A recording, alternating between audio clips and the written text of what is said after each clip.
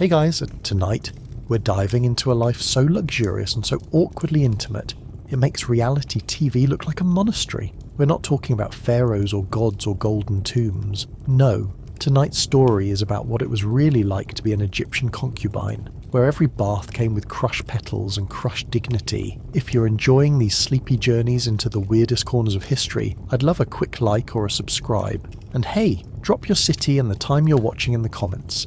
I love seeing our sleepy history community expand. Now close your eyes, lay back, because tonight you're not just watching history, you're living it. You're not born into royalty, you're brought into it, like a prized trinket, acquired, curated and deposited inside the palace walls. You smell like imported frankincense and the faint panic of not knowing what's expected of you. Your garments are linen, sheer and gossamer thin, designed less for modesty and more for spectacle. But modesty isn't the currency here. Youth, smooth skin and passable flute-playing skills are. The air is thick with myrrh and humidity. This is Egypt's new kingdom, somewhere between the 16th and 11th centuries BCE, when pharaohs held divine status, and the Nile's flooding was considered a celestial calendar event. Inside the harem, time operates differently. You rise before the sun. You bathe in milk that's mostly sour, you're exfoliated with powdered alabaster, and then you're perfumed, painted and positioned, like a very confused peacock in a cosmetics aisle. Concubines, the non-primary consorts, existed in a hazy zone of status. You weren't a wife, but you weren't a servant either. You lived in luxurious quarters with mosaic floors, carved ivory combs, and a team of women whose entire job was to pluck, oil, and deodorize you into a gleaming statue of desire. But make no mistake, your life was surveillance wrapped in silk. Every gesture was choreographed, every expression rehearsed. Smile too much, and you seem flirty. Don't smile enough, and you seem suspicious. Good luck threading that needle while covered in beeswax. Most days are long stretches of waiting interrupted by brief performances of grace. You're expected to learn music, dance, conversation etiquette, and the proper way to fan yourself without looking sweaty. There's an art to being noticed, but not too much. If the pharaoh favours you, your status skyrockets. You might even bear a royal child, which is basically the ancient Egyptian equivalent of winning the lottery, followed by a lifetime of never being allowed to leave your gold-plated prison. Historical records from places like Deir el-Medina and the Wilbur Papyrus hint at the elaborate management of harem life. These weren't wild orgies or pleasure palaces. They were highly structured institutions with rules, hierarchies and internal rivalries sharp enough to draw blood. And the rumours? Oh, they were vicious. One misplaced coal smudge, and suddenly you're the subject of a political scandal. Some harem conspiracies were so intense they made it into official trial records.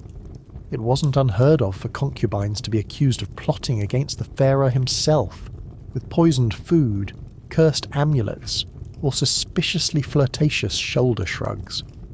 But most of the time, it's just you and the other women, competing for power in the softest, most passive-aggressive ways imaginable.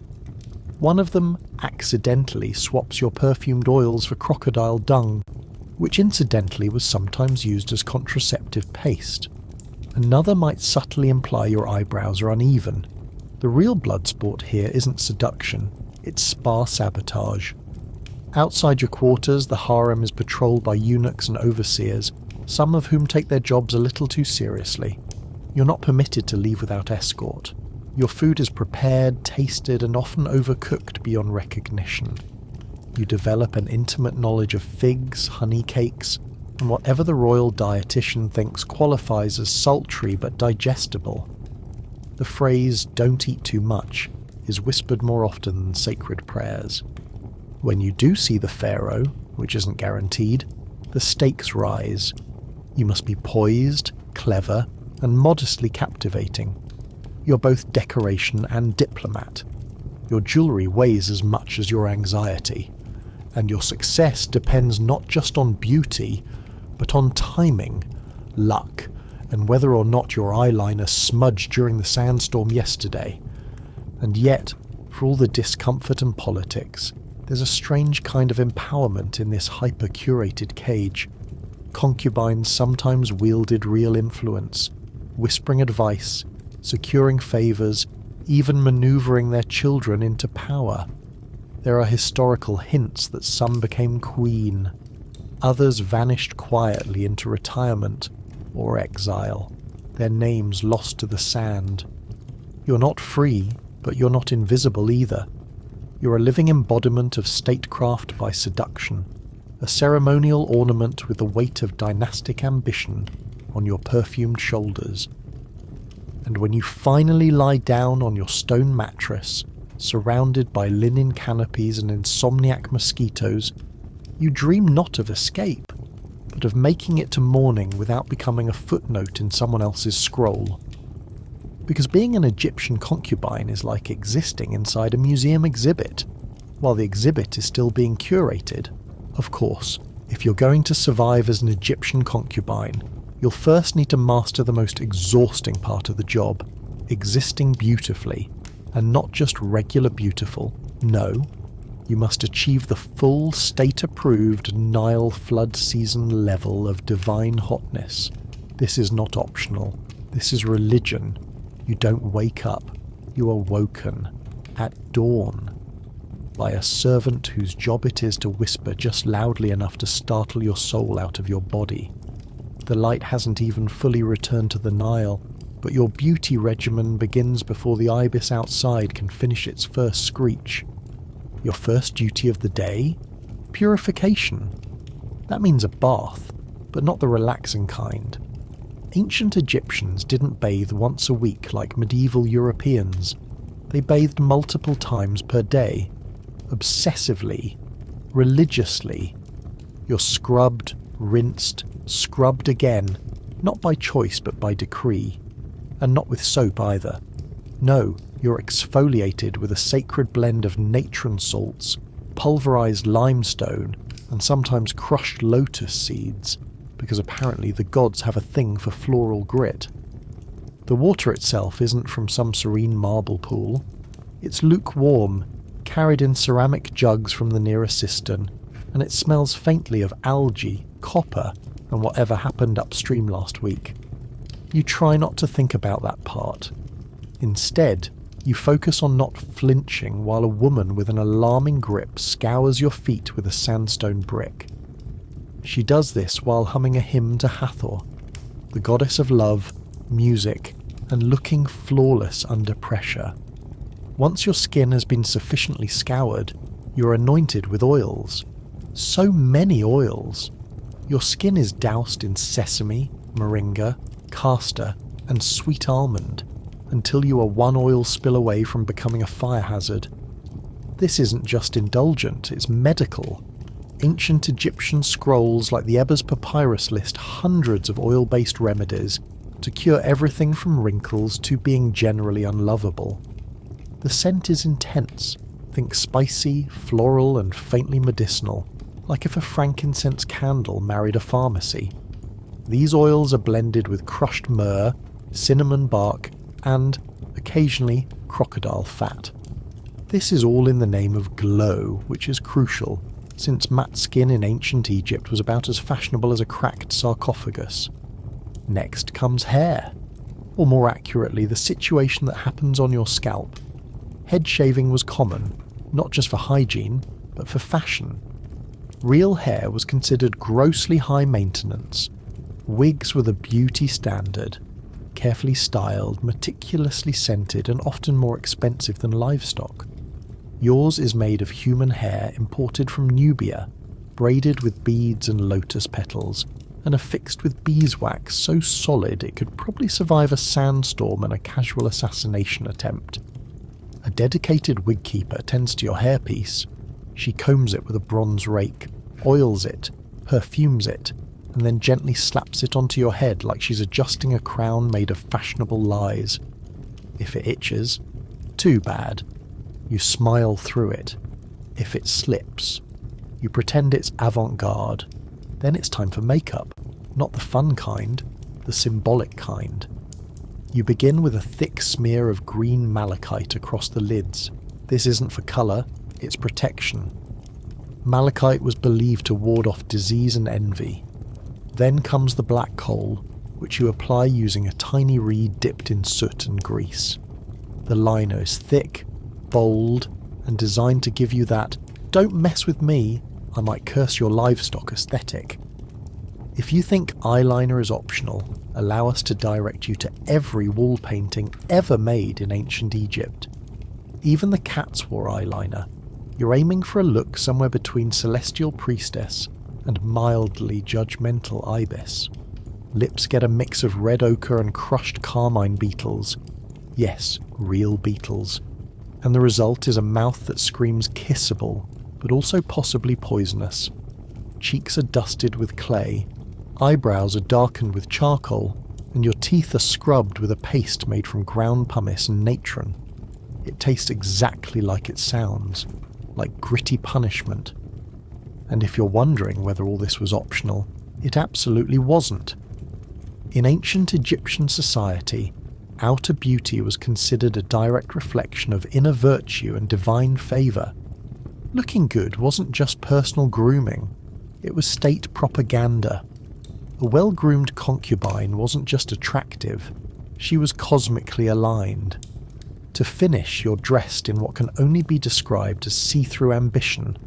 Your linen gown is so finely woven it practically evaporates when touched. And the sandals, woven reeds, so delicately constructed they'll disintegrate the moment you dare to run, which is perhaps the point. Jewellery is next. You're adorned in lapis lazuli, turquoise, gold beads and faience, those dazzling blue-green ceramic amulets meant to ward off misfortune. Some pieces are shaped like scarabs, some like ankhs, and all of them dangle in just the right places to make walking feel like being gently attacked by charm bracelets. And then you wait. That's the worst part. You sit, glowing and greased in a perfumed haze, waiting for someone to maybe, possibly notice that you exist today. The walls are painted with scenes of lotus blossoms, crocodiles, and women fanning eternally. The scent of blue lotus lingers in the air, mildly narcotic if you breathe too deeply, and the silence is broken only by the occasional cough from a neighbour dealing with seasonal Nile-related mould. You sip chilled date wine, which tastes like fermented raisins and bad decisions. You nibble on honey cakes, chew fennel seeds to sweeten the breath, and try not to collapse under the crushing pressure of appearing effortlessly flawless while secretly sweating under your wig. And still, despite the discomfort, the effort, and the eternal wedgie caused by your linen waistband, you keep going. Because in ancient Egypt, beauty isn't vanity, it's survival. A single wrinkle could cost you your influence. A smudged eye could lose you your place. And if your eyeliner wings don't match, well, you might as well start rehearsing your career as a temple dancer. So you smile, you shimmer, and you radiate perfection like it's your job. Because in this case, it literally is. Now, as the sun creeps higher and the sound of temple drums echoes faintly in the distance, the real question becomes, what are you being groomed for? Because beauty was only the beginning, and behind every coal-lined gaze there's a role you haven't yet been told to play, so you've been scrubbed, painted, perfumed and weaponized with enough eyeliner to blind a minor deity. But now comes the more delicate challenge, figuring out what exactly is expected of you inside the harem. Because no one ever really tells you. At first glance you might imagine the harem as some kind of ancient Las Vegas, all gold bathtubs, endless seduction and spontaneous harp solos. But the truth? Far more bureaucratic, less orgy, more oligarchy. A state-funded, female-run, high-stakes beauty pageant wrapped in linen and gossip where every wrong move might earn you a demotion, exile or worse, total irrelevance. Your days inside the harem are regimented like a monastic schedule. If the monks wore sheer dresses and fought over eye cream, the harem, or Ipet Neset as it was sometimes called, wasn't one room or even a wing. It was an entire sealed-off compound attached to the palace, with its own quarters, servants, gardens, food storerooms, temples, tutors, and its own strict hierarchy. At the top, the great royal wife, the main consort, the Beyoncé of ancient Egypt. Beneath her, a finely layered system of junior wives, high-ranking concubines, lesser concubines, then attendants, handmaidens, and servants, and finally, you.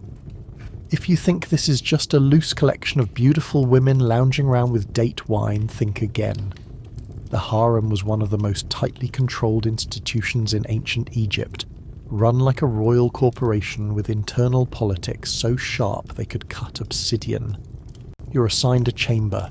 It's modest, maybe a woven mat, a small alabaster oil jar, a few reed baskets to hold personal items, and a carved wooden box that stores your grooming tools. Walls painted with protective symbols. No door lock. Privacy. A luxury for those ranked high enough to demand it. And you're not there yet. Everything you do is watched.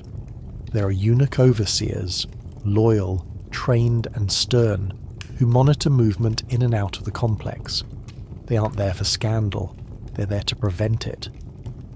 Affairs were less romantic and more treasonous, and the punishment for illicit behaviour ranged from exile to disappearance. This is a place where secrets ferment faster than wine. Each day is filled with ceremonial routines. You're expected to attend etiquette training. Yes, actual etiquette, where scribes and tutors recite proper posture protocols, poetic speech patterns, and the delicate art of walking like you're always gliding on lotus petals. You're taught to read a bit, enough to decode love poems and official messages. Not too much, of course. Literacy is power, and you're here to look inspiring, not to spark a revolution. Then there's music, lyres, harps, flutes, and your personal favourite, the sistrum, a kind of sacred rattle used to praise Hathor and possibly drive yourself insane after hour 3 of practice. You're expected to learn to sing, but not too loudly. You're expected to play the lute, but not better than your rivals. In the harem, excellence is admired, until it threatens someone else's status. Lunch is communal. Everyone eats under the same canopy, a spread of stewed lentils, grilled duck, flatbread and beer. Yes, beer. In ancient Egypt, beer was practically a food group, and yours is sweet, thick, and sometimes still fermenting in the cup. It tastes like barley porridge and survival. The gossip is constant. Whispered glances, calculated flattery. Rivalries bubble quietly beneath the surface, wrapped in honeyed words and exaggerated compliments. Oh, your eyeliner looks so symmetrical today. Is that new? Translation. You're trying too hard and everyone knows it. Sometimes the tension explodes into passive-aggressive arts and crafts. A gift of stale honey cakes. An accidental spill of oil on your best tunic. One concubine even gifts another a necklace shaped like a snake. Charming, until you realise it's a direct reference to betrayal in Egyptian mythology. Of course, the hierarchy is fluid. If the pharaoh notices you, just once, your rank could climb like a palm tree in flood season. But if you fall out of favour, you could find yourself reassigned to the temple corps or quietly married off to a local scribe. That's right. This place doesn't fire you, it repurposes you. And then there are the children. Pharaohs were prolific.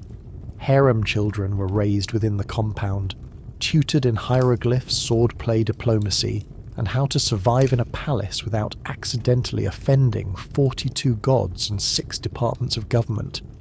Some of these children might one day rule, others forgotten. Names scratched out by rivals, removed from official records, buried in tombs that no longer exist.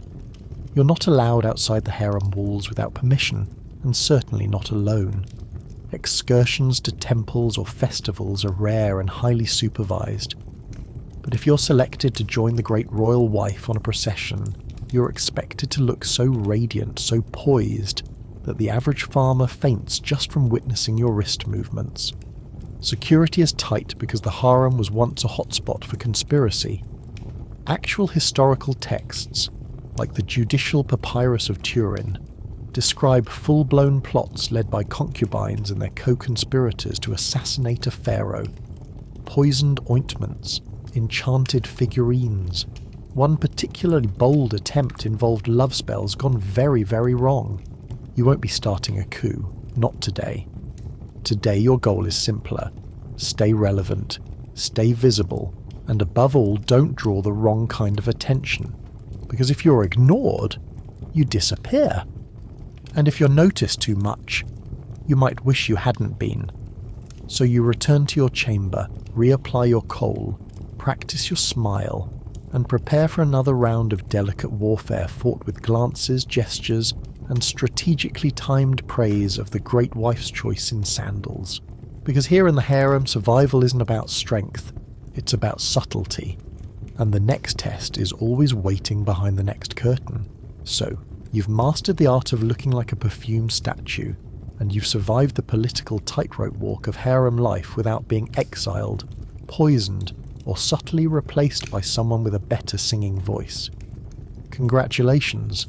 Now comes the most complicated part of your job, learning how to seduce a living deity without making it look like you're trying. And if you're imagining candlelit whispers, velvet lounges, or anything remotely modern, stop right there. This is ancient Egypt. Here, seduction comes with sacred math, symbolic jewellery, and a 45-minute tutorial on lotus flower placement. To begin, let's clear something up. This is not a culture that hides sensuality in shame. Ancient Egyptian society was surprisingly open about matters of attraction, fertility, and physical pleasure. If anything, they were obsessed with it, but in their own extremely structured, symbolic, and often bewilderingly poetic way. You, as a concubine, are expected to embody the ideals of divine femininity. That means echoing the qualities of goddesses like Hathor, Isis, or Bastet, all of whom were beautiful, mysterious, and frankly terrifying if crossed. Every movement, every glance, every breath you take is meant to be a soft reenactment of mythology. Your flirtation begins not with words, but with scent. You wear perfumes that would confuse a modern chemist, blends of blue lotus, a mild narcotic, cinnamon, frankincense, honey, musk, and sometimes roasted goose fat. Why? Because in the ancient Egyptian mind, seduction was a full sensory event. You weren't just appealing to the eyes, you were staging a hostile takeover of every one of the pharaoh's senses. The scent is applied behind the ears, beneath the knees, and sometimes directly into the wig. You top it off with a cone of perfumed wax placed delicately atop your head. It melts slowly throughout the evening, releasing its aroma like a sensual slow cooker. And if that sounds impractical, congratulations, you're beginning to understand the entire philosophy of royal courtship. Next comes posture. Posture is everything. Your spine must be straight, your neck long and swan-like, your arms fluid like the Nile, but not floppy, heavens no. There's a whole language in how you lift your wrist, how you lower your gaze, how you pretend not to notice that every other concubine is watching you like jackals circling a roast duck. Dancing is your next weapon, but not the kind of dancing that would get you kicked out of a modern club. Ancient Egyptian court dance is slow, sacred, and incredibly interpretive. You move your hips in small hypnotic circles. You extend your arms like you're beckoning the stars. You smile, but only with your eyes. Everything is choreographed to suggest fertility, grace, and that you absolutely did not eat 3 honey cakes behind the palm screen an hour ago. Actual historical wall paintings from tombs show women in diaphanous gowns performing these kinds of dances, often accompanied by lyres, drums and sistrums, those rattling instruments that make you sound like you're trying to ward off a very rhythmic ghost. Your goal is not to entertain, but to invite, to suggest, to inspire the viewer to see you not as a woman, but as a myth brought to life. And then there's the makeup. If you're wondering how seduction survives under layers of green malachite, thick kohl eyeliner, and lips painted with beetle powder, the answer is, quite impressively. Eye makeup was thought to enhance magical protection and health, but it also made everyone look like they were smouldering, mysterious, and maybe about to curse your firstborn. That's a look. Seduction here isn't about touch. In fact, it's mostly about not touching. It's about presence, about invoking sacred energy, about standing in just the right position during a temple procession, so the light hits your gold collar and makes you look like a living sunbeam with cleavage. Words? Optional. But if you do speak, you'd better quote a love poem. Ancient Egyptian love poetry is some of the earliest in human history, and also some of the most eyebrow-raising. One real poem, translated from hieratic text, features such lines as, "My desire is to be with you like the field longs for the flood." Hot. Another simply reads, "I shall lie down and let you count my fingers in the dark," which is either sensual or the worst form of foreplay ever committed to papyrus. The point is, poetry was part of courtship, and knowing how to recite the right stanzas, or at least pretend to understand their metaphors about figs, could raise your status in the pharaoh's eyes. Of course, the pharaoh himself is not exactly a man you flirt with freely. He is a divine being, the living Nezubit, the earthly vessel of Horus, and a man who wears more eyeliner than you. You approach only when summoned. You offer only what is invited. And even then, the line between favour and offence is thinner than the linen veil you're wearing. Historical records hint that the pharaoh's attention could be won in many ways, through conversation, elegance, humour, or simply being in the right place when he was bored. But make no mistake, this wasn't romance. This was strategy. A single night with the pharaoh could change your life or ruin it. And sometimes, seduction was weaponized in palace politics. Concubines weren't above manipulating their appearance or behavior to outmaneuver rivals. Some historians speculate that certain promotions within the harem had less to do with charm and more to do with alliances, rumours, and the occasional curse-scrawled amulet left under a competitor's cushion. Yes, curses were a thing. Egyptians believed in the power of words and symbols to influence fate. So if your love life started going suspiciously downhill, it might not be your posture. It might be the handmade wax effigy buried in the corner of your chamber, etched with hieroglyphs reading something like, "May she never be summoned again." You deal with all this while trying to maintain an aura of serenity. No small feat when your every breath is measured for grace, and your worth is evaluated by how compelling your shadow looks at sunset. And yet, somehow, it works. You've learned to turn your every movement into ritual. You've memorized the steps, the scents, the angles. You've become not a person, but a symbol, a walking hymn, a vessel of potential dynasty. So when the time comes, when the summoning glance finally arrives, you're ready. Or at least you look like you are. Because in ancient Egypt, seduction wasn't about love, it was about legacy, and yours has only just begun. So you did it. You danced the dance, you radiated divine perfume, you spoke your poetry and aligned your eyeliner with the stars themselves. And now, somehow, incredibly, you've managed to capture the pharaoh's attention long enough for something more biological to occur.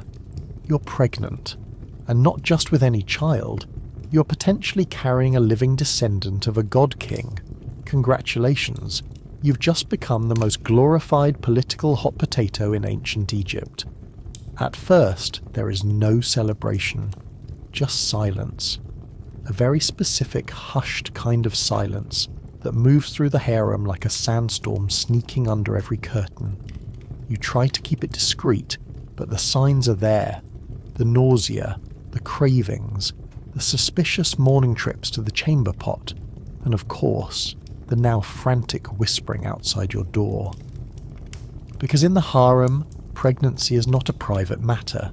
It is national news with a perfume budget. The other concubines notice before anyone else. They always do. Some respond with thinly veiled congratulations. Others send you passive-aggressive gifts. A jar of pickled radish, a slightly off-colour lotus blossom, a plate of honey cakes that taste like betrayal. You've officially become the Nile crocodile in the reflecting pool. Next come the attendants. One of them pulls you aside during your morning oiling and offers you a piece of dried date. You don't know what it means. It could be a gesture of support. It could be part of a fertility spell. Either way, you accept it and try not to look too alarmed. Eventually, you are summoned. A priestess arrives with 2 eunuchs and a physician. You're examined using techniques that range from the surprisingly effective to the absolutely mystical. Ancient Egyptian pregnancy tests included things like urinating on barley and emmer wheat to see which sprouted first. If the barley grows, it's a boy. If emmer grows, it's a girl. If nothing grows, well, maybe you just need to drink more water. The physician then consults his scrolls. Perhaps he checks your pulse. Perhaps he simply asks if you felt heaviness in the womb. The priestess offers prayers to Taweret, the protective goddess of childbirth, depicted as a heavily pregnant hippo with the face of a crocodile and the limbs of a lion. She's adorable in the way that a protective force of nature can be. Once confirmed, the entire structure of your life changes overnight. You're no longer just a concubine, you are now a potential royal mother. This comes with a cascade of consequences. First, you're removed from the general harem quarters and relocated to more private rooms. Not luxurious, but quieter, calmer. You're now both sacred and radioactive. The guards around your section double. Servants begin recording everything you eat, tracking your moods, measuring your dreams for prophetic content. If you so much as sneeze, 3 people write it down and one of them probably reports it to a scribe. Your meals change too. You're given more bread, more beer, and a suspicious number of dried figs. The physicians believe these will help soften the organs and encourage a smooth passage for the soul. One scroll recommends chewing frankincense to purify your breath and ward off evil spirits. Another suggests applying crocodile dung as a poultice. You politely pretend not to hear that one. And then there are the dreams. Everyone wants to know about your dreams. In ancient Egypt, dreams were considered messages from the gods. If you dream of a boat, it might mean safe passage. If you dream of being swallowed by a lion, it might mean you're having a boy. Or you're simply stressed. Or both.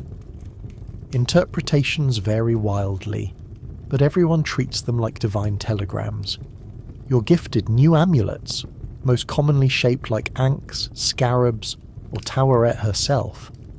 These are placed around your room, your neck, your wrists, and sometimes under your bed.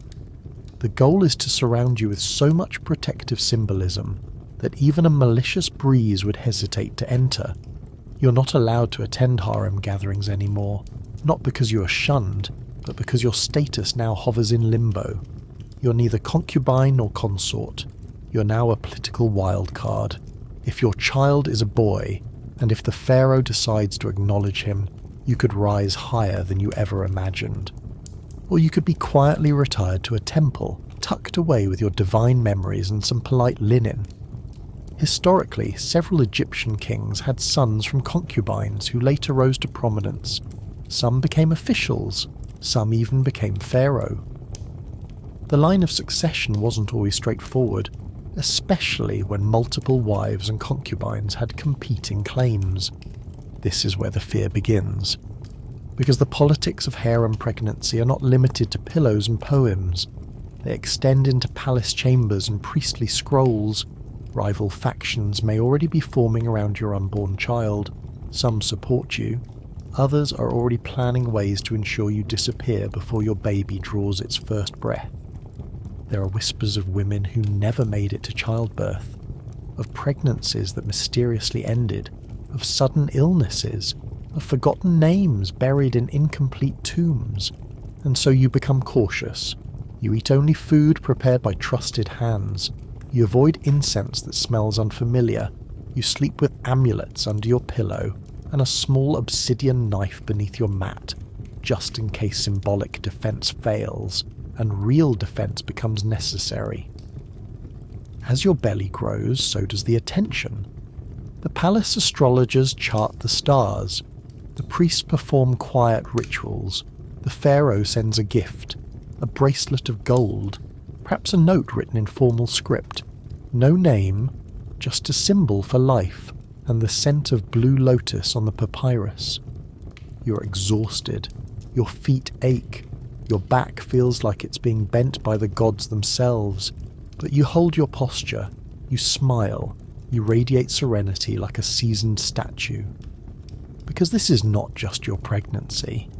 This is the potential continuation of a dynasty. And then, as your due date nears, you're assigned midwives. Skilled, silent, deadly efficient. The birth will happen in the birthing chamber, a special room in the harem reserved for this sacred passage. The walls are painted with protected deities. Taurus stands over you in mural form. Bess stands nearby, his tongue out, wielding his comical but strangely comforting club. No men are allowed. The birth is considered both holy and terrifying, a moment when the veil between worlds thins. You will be surrounded by women, chanting, perfume, amulets clinking. Someone will place a statue of Hathor near your head. She's both your protector and your witness. And in that moment, when pain and power collide, you will understand why the ancients considered childbirth an act of cosmic consequence. You're no longer just a concubine. You're a vessel, a symbol, a question that only time will answer. And outside the chamber walls, the entire harem holds its breath. Because if your child is born healthy and male, everything will change. There is no handbook for raising a royal child inside the harem, but if there were, the first chapter would simply read, "Do not mess this up, because now that your child has been born, the real work begins." And unlike your former life, which mostly involves sitting very still and pretending to enjoy being oiled with substances that smelled like melted incense and quiet panic, this new role comes with considerably more screaming.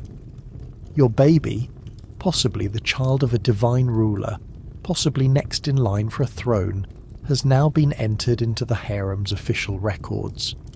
The scribes arrive early. They measure the child's weight, chart a natal diagram of the stars, and record the time of birth down to the exact moment the midwife uttered something sacred and the baby coughed in protest. Next come the blessings. Priests arrive bearing amulets. Nurses bring ointments. Someone leaves a carved ivory rattle shaped like Bez, the dwarf god of domestic protection. He looks like a gremlin with attitude and is believed to chase off unwanted spirits and bad dreams. A reassuring presence, if mildly unsettling to stare at. The infant is swaddled in linen, rubbed with perfumed oil, and placed in a reed cradle shaped like a miniature boat. Ancient Egyptians viewed life as a voyage across a vast cosmic river. Your child is now officially floating in the right direction. You, however, are no longer floating. You're sinking into the deepest waters of palace anxiety. Your daily schedule is no longer built around cosmetics and heart practice. It now revolves entirely around keeping your child alive and respected. Feeding, burping, bathing, warding off curses, decoding dreams. Everything matters, and everything is watched. Breastfeeding is ideal, but if not possible, substitutes are created using milk, honey, and ground dates. Nursemaids are sometimes assigned to help, depending on your health, your status, or whether the palace astrologer saw something suspicious in your lunar alignment. You begin to hear the phrase, "protect the child of the pharaoh" multiple times per day. It is not a suggestion, it is an expectation. Protective rituals ramp up. Garlic is hung from your chamber door. Sacred oil is rubbed onto the cradle. Priests chant protective verses to Taweret, the hippopotamus goddess of childbirth, while midwives tie linen charms to your child's ankles. You're instructed to recite hymns at specific times, burn particular incense blends, and avoid speaking the names of any mischievous spirits before breakfast. Then come the opinions. Every woman in the harem suddenly becomes a childcare expert. One suggests chanting over the bathwater. Another insists your child's first steps must happen in the direction of the rising sun. A third tells you not to let your baby sleep with a mirror in the room because it might reflect wandering spirits back into their body. None of it explains why your baby keeps waking up at 3 in the morning demanding to be bounced until sunrise. You develop a sleep schedule that borders on hallucination, and yet you keep moving, because this baby is not just yours. This baby is now a walking, screaming diplomatic object. Palace officials begin appearing at odd times, not to admire the child, but to observe. They ask how many words have been spoken, whether the child cries more during lunar phases, whether any unusual birds have landed near your window. These are not casual conversations, these are assessments. One scribe quietly leaves behind a selection of toys, a carved bow, a writing reed, and a miniature pectoral necklace. This is an ancient test. Whichever item the child reaches for first might reveal their destiny. A bow signals a warrior, a reed implies a scholar, the necklace suggests leadership. Touching none of them and chewing on a sandal indicates they may just be a baby. As your child becomes a toddler, things accelerate. Formal lessons begin. Not just how to walk and speak, but how to move with dignity. Tutors arrive to introduce sacred symbols, animal names, and the proper way to thank a deity for successful bowel movements. Your child is taught to identify divine statues and to show respect to sacred cats. You're expected to provide emotional support while also functioning as a quiet political strategist. You must teach grace without creating arrogance, strength without aggression, charm without manipulation. Essentially, you are raising a potential heir under the constant gaze of people who will absolutely hold you responsible if they trip during a temple ceremony. Other concubines have children too. This complicates everything. Their children may be older, better positioned, or simply more favoured. You now find yourself in the middle of a silent competition where everyone is pretending to be thrilled for each other while calculating potential alliances like seasoned generals in linen. You must never appear jealous. You must never appear ambitious. You must remain polite while quietly fighting for your child's future, using nothing but compliments and well-timed gifts of date cakes. Education becomes more formal as the child grows. Lessons expand into language, etiquette, music, and religious doctrine. The goal is not simply to raise a child, but to shape a symbol. Your child must reflect royal ideals at all times. They must walk like someone who already knows what throne room acoustics feel like. You're still technically a concubine, but you now live on the tightrope between power and disposability. If your child is favoured, you gain status. If they fall behind, you are dismissed with ceremonial politeness and a quietly locked door. You know this because you have seen it happen. The palace has stories, some whispered, some scratched out. Mothers who rose to prominence, mothers who vanished, children remembered in tombs, children forgotten entirely. You try to stay balanced. Some days you're handed small tokens, a piece of gold jewellery, a new silk sash, a nod from a priest. These are signs of favour. Other days you receive nothing but a list of prayers to recite, and a reminder to smile more during official ceremonies. Through all of this, you're still a mother. When the tutors leave and the curtains are drawn, you hold your child and sing the same old lullabies the nursemaids once taught you. You tuck small charms under their blanket. You whisper encouragement that no one else will ever hear. Because when all the gold and symbolism are stripped away, there is only you and this tiny, complicated human you're expected to turn into a symbol of divine legacy. You're not just raising a child, you're raising a political future wrapped in linen and expectations. And the palace, it is always watching. Time in the harem is not measured in days or seasons, it is measured in glances. At first they are constant, curious, evaluating. You're new, beautiful, a mystery wrapped in imported linen. Then they become approving. Later, expectant. Eventually they become rare, or worse, polite. Aging in the harem is not about getting old, it is about becoming less central. And the moment that happens, the palace starts looking through you instead of at you. There is no clear rule for when you are no longer considered desirable. It does not come with a letter or a ceremony. You will not be officially retired. You will simply notice one day that your oil jar has not been refilled. Your linens are fewer, and no one is asking for your opinion on temple hair arrangements anymore. Your beauty regimen does not stop. If anything, it becomes more aggressive. You begin relying on formulas passed from older women in hushed tones. You learn to mix frankincense resin with fig juice and smear it under your eyes to soften wrinkles. You sleep with cucumber slices on your cheeks and pray to Hathor for skin like river clay. You begin to favour darker rooms. In the ancient Egyptian worldview, youth and beauty were not just valued, they were spiritual. They were signs of divine favour. To age was to slowly drift away from that favour, like a bark floating out of a painted mural. But aging in the harem is not a death sentence, not immediately. It is simply a shift in how you exist.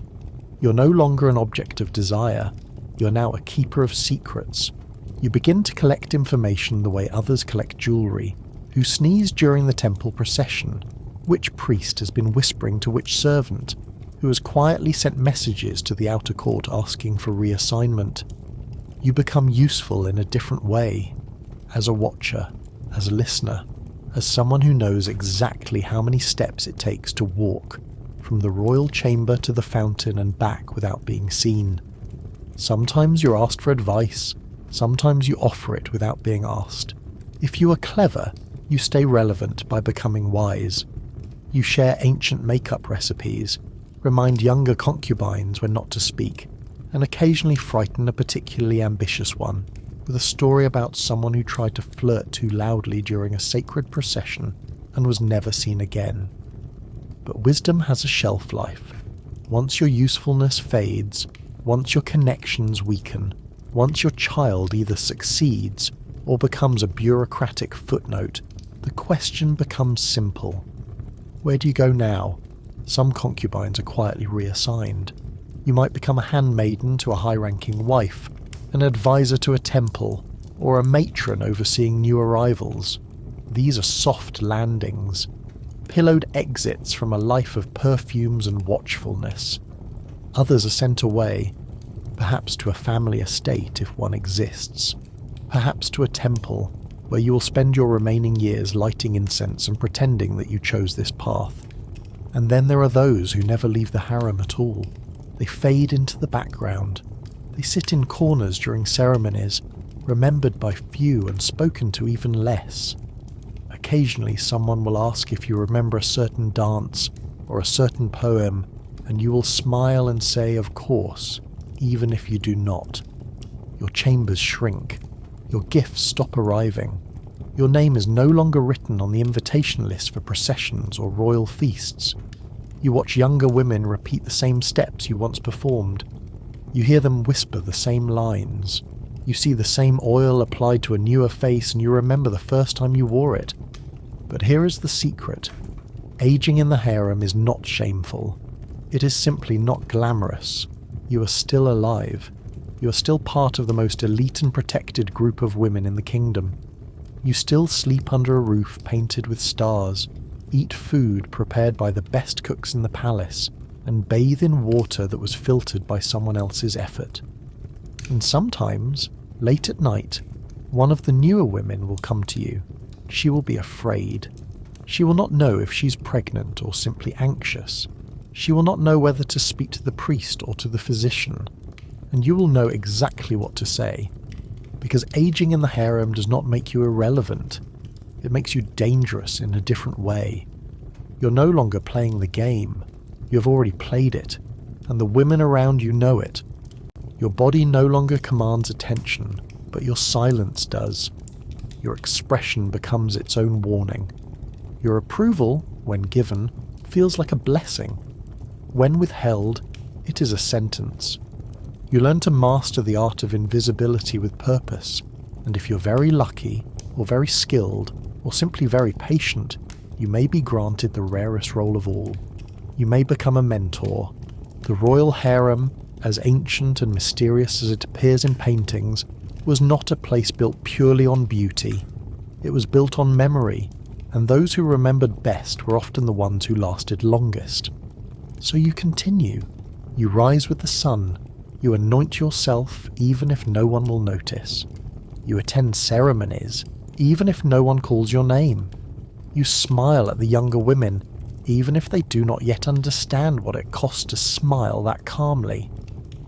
Because here, in this enclosed world of linen and secrets, aging is not the end. It is simply the part where you stop being watched and start watching everything. You already know how the palace viewed you. A mixture of sacred object, political variable, and polished accessory. But beyond the harem walls, far from the painted corridors and perfumed chambers, there is another realm of opinion you rarely get to witness. The world of men.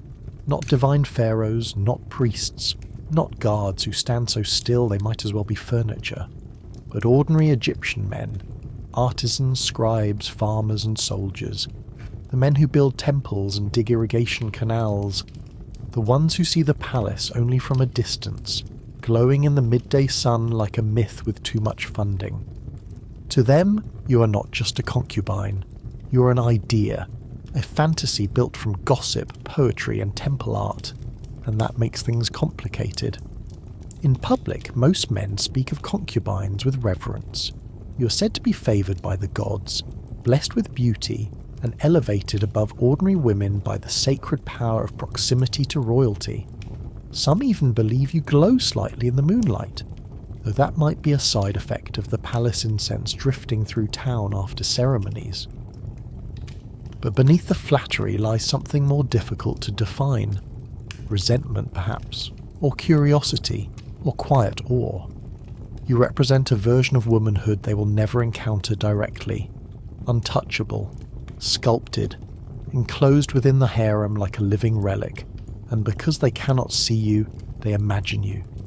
They imagine your voice is always musical, your skin always scented, your laughter faint and controlled like a water ripple in the lotus pool.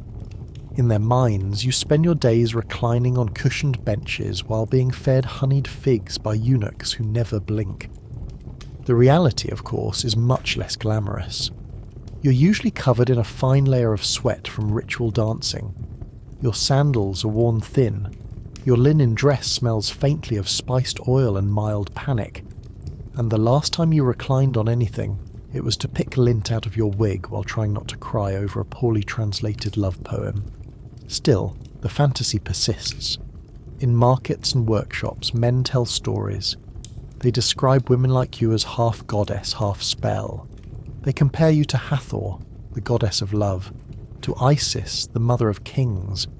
They say your eyes can turn priests into poets, and that your walk resembles the sway of a palm in soft wind. Ancient love poems, often written by men, reflect this ideal. One describes a woman's voice as sweeter than beer. Another claims he cannot eat or sleep after seeing her walk past the granary. Another simply lists her body parts and compares them to items from a moderately successful farming season. The ears of my beloved are like twin crescents, her arms like fresh papyrus reeds, her hips like the wide base of a stable grain jar. It is flattering. until you realise you're being praised in metaphors involving baskets. What this reveals is not so much how men feel about you, but how they feel about control. Because the ideal concubine, to the common man, is a woman who is powerful but contained, beautiful but unseen, sacred but quiet. And when you step outside that mould, things get strange. Historical record suggests that concubines occasionally appeared in public, often during religious festivals or royal processions. In those moments, you were paraded like a sacred object, admired from a distance, then returned to your invisible life. Men watching would bow, some would cheer, some might whisper oaths of devotion, but no one approached. To do so would have been not only inappropriate, but potentially fatal. You were guarded more heavily than some temples. Yet despite the distance, concubines played a subtle role in shaping how Egyptian men viewed femininity. You were proof that beauty could become power, that femininity, when aligned with divine favour, could influence court decisions, religious ceremonies, even succession plans. And for some men, that was deeply unsettling. You're not supposed to hold power, you're supposed to be beautiful. You're not supposed to think strategically, you're supposed to dance, but you know better. Because inside the harem, you have seen what beauty actually costs. You have seen women compete with words sharper than obsidian blades.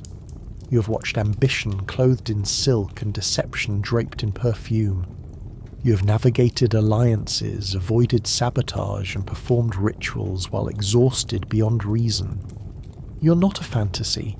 You're a survivor in a palace of illusions, and yet even knowing all of this, part of you wonders what it would be like to be seen without being mythologized, to be known as a person rather than an ideal, to walk through the market and choose your own food, to speak without measuring every syllable for grace.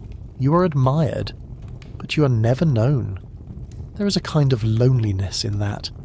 So you watch from your lattice window as workers build a new section of the temple. You hear them laugh. You hear them sing as they carry baskets of mud bricks. You hear them argue about bread prices and goat behaviour. And for a moment you wonder what it would be like to be one of them.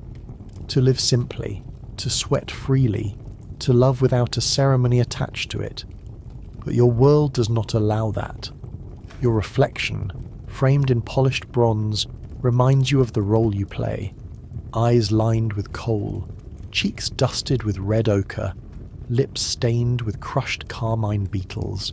You are a vision, sculpted not by gods but by expectations. And the men outside the harem, they will continue to imagine you, to write poems, to carve statues, to whisper stories. They will never truly know you, but you at least know who you are. You are not just a woman, you are a vessel. In ancient Egypt, religion is not something you practice. It is something you breathe. Every gesture, every outfit, every breath of incense you inhale is shaped by the sacred machinery that rules the kingdom. And when you are a concubine living inside the walls of a royal harem, that machinery does not just influence your life, it swallows it whole. The gods are everywhere. They're painted on the walls, sculpted into the furniture, etched onto your jewellery. Their eyes follow you through the corridors, not as watchers, but as reminders. You are part of a system, a divine ecosystem where your body is not yours. It is a symbol, a tool, a temple of soft skin and ceremonial posture. From the moment you enter the harem, your body is groomed not just for attraction, but for alignment. Alignment with divine beauty, with cosmic order, with whatever the priests have most recently declared to be the current standard of purity. You begin your day with ritual washing, not simply for hygiene but for spiritual cleanliness. The water is poured by attendants who whisper blessings to the goddess Mut or recite lines from sacred hymns. You're not just being cleaned, you're being prepared. Each oil used to anoint your body has religious significance. Frankincense for clarity, myrrh for protection, blue lotus for joy. When you wear these scents, you're not simply smelling nice. You're embodying divine attributes. The makeup you wear serves the same purpose. Malachite around the eyes protects you from disease and ill will. Kohl shields against the evil eye. Red ochre on the cheeks channels the vitality of Hathor. Even your wig is laced with powdered herbs and amulets, turning your hairpiece into a mobile altar. Your clothing follows ritual patterns. The linen is woven in specific ways, sometimes blessed by temple workers. The folds of your garments mimic those worn by statues of goddesses. Even the colours are chosen with intent. White for purity, gold for divine favour, blue for rebirth. You do not simply dress, you assemble a living offering. When you walk, you're expected to move like the goddess Ma'at, gracefully, deliberately, with measured balance. Because Ma'at represents harmony and truth, and to mirror her in your movement is to show that you are aligned with cosmic order. Food is not just nourishment, it is ritual. You eat what is allowed by the palace physicians, but also by the temple astrologers. Figs for fertility, bread baked during certain phases of the moon, wine mixed with herbs chosen by priests who specialize in digestive prophecy. If you fall ill, the remedy might include reciting prayers while chewing specific combinations of plants. You carry amulets not just for decoration but for survival, scarabs for protection, ankhs for life, Eye of Horus pendants to shield your vision and your reputation. These are not accessories, they are armour, and your sleep? Even that is regulated by belief. Dreams are messages from the gods. Each morning you're expected to remember them, to describe them, to help the priests interpret them. Did you see a crocodile? That might mean conflict. A boat? Passage. A falcon? Horus is watching. A cat licking your hand? Possibly Bastet's favour. Possibly just a cat dream. Your fertility is monitored through ritual as well. Certain days of the lunar cycle are considered more favourable for conception. Specific deities are invoked during attempts to conceive. Taure and Bez are the usual patrons of childbirth and protection, but others might be called upon depending on the stars, the season, and your status. The act of lovemaking itself, when it happens, is performed under the silent influence of sacred expectation. Not just performance, symbolism. You're enacting a divine union, a reenactment of the stories etched into temple walls where gods create balance through connection. Your pleasure is not the point. Your purpose is alignment. Even illness becomes religious. If your skin itches, a priest might declare it the result of spiritual imbalance. If your mood dips, someone might suggest a ritual cleansing, or the application of an amulet blessed by a specific god associated with joy or mental clarity. You're never just you. You're always a reflection of something bigger, and that includes death. You're constantly reminded that your actions will determine how your soul is weighed in the afterlife. The heart must be light, not from goodness alone, but from purity of intention. Everything you do is a line in your invisible biography, and it will be read aloud before the gods someday, when your body is wrapped in linen and your name is spoken in offerings. There are hieroglyphs carved into the temple near the harem that list the ideal attributes of a woman aligned with the divine. She should be graceful, modest, fertile, joyful in song, skilled in dance, calm in speech, wise in silence, loyal in heart. It reads like a recipe for an impossible statue. You're expected to meet these standards, to live as a walking prayer, to embody the theology of femininity without error. And when you falter, when you cry or complain or forget your posture during a ritual, you are not scolded like a child. You are corrected like a misaligned statue. Because in the eyes of the palace, you do not belong to yourself. You belong to the gods. So you continue. You recite the hymns. You trace the symbols. You smile during the offerings. You attend ceremonies with your head high and your expression serene, even when your knees ache and your thoughts drift. Because to be a concubine in Egypt is not just to serve a pharaoh. It is to serve a system, a divine machinery that believes it can shape human bodies into reflections of eternal truth, and your only choice is whether to resist it silently or to become so still that you almost believe you are what they say you are. From the outside, it is breathtaking. White limestone walls shimmering in the sunlight, palm gardens stretching like promises of peace, perfumed fountains, sacred pools, walls painted with gods in soft blues and golds. The harem appears as a slice of paradise carved into the palace itself, a sanctuary for the chosen, a dream walled in luxury. But from the inside it is something else entirely, a gilded cage. You do not enter the harem as a free woman. You are selected, brought in, evaluated and polished until you're no longer simply yourself.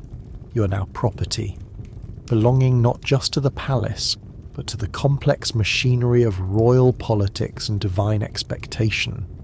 And once you are in, you do not leave, not without permission, not without someone deciding you're no longer useful. The architecture is designed to impress.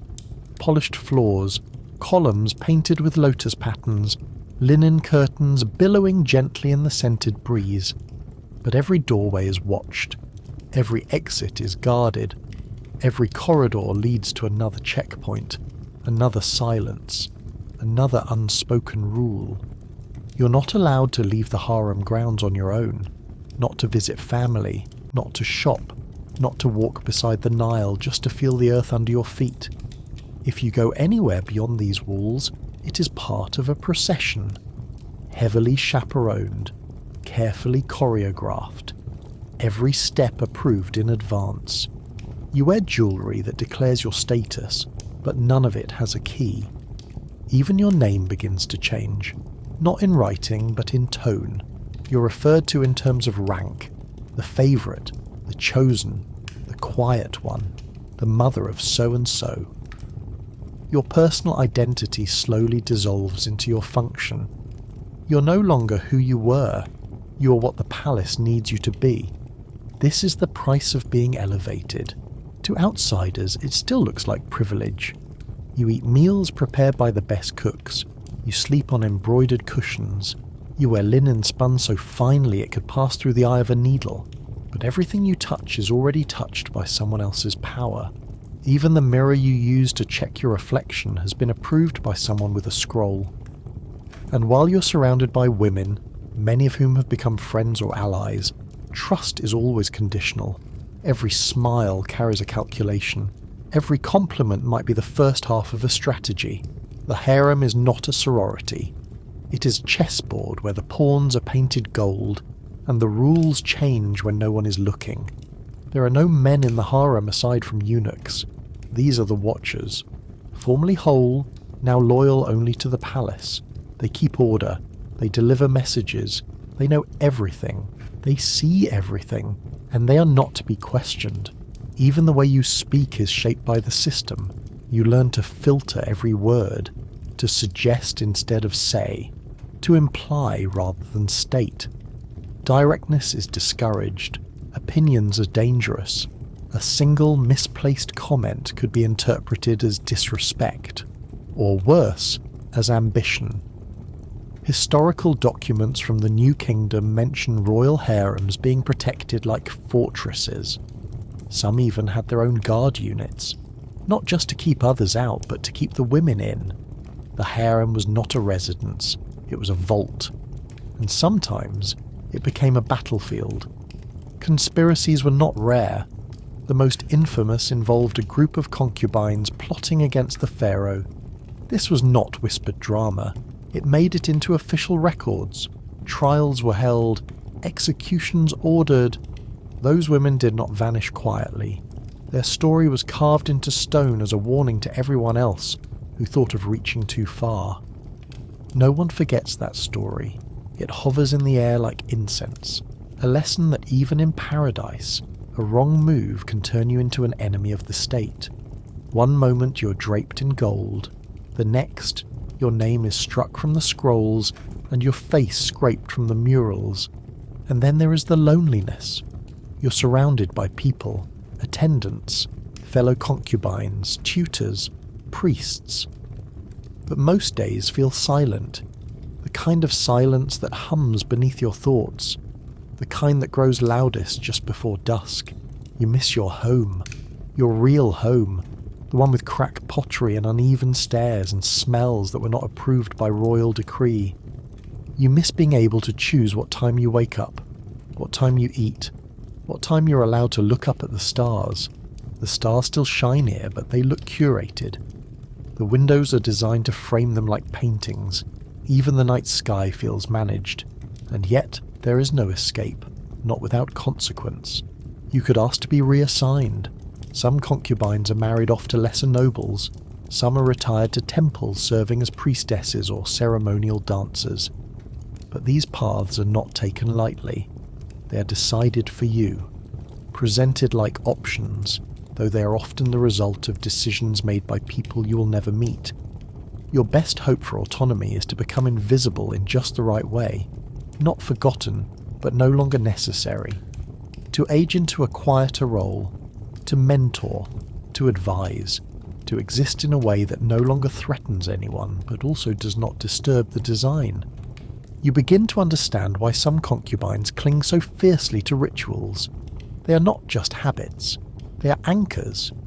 When everything else is scripted and watched, reciting a prayer to Isis each morning becomes the one thing that still feels like a choice. And so you follow the schedule, you wear the linen, you speak when spoken to, you hold your expression just so. You learn to walk silently, gracefully, always aware of how many footsteps away the nearest guard is, because the walls are beautiful. But they are still walls.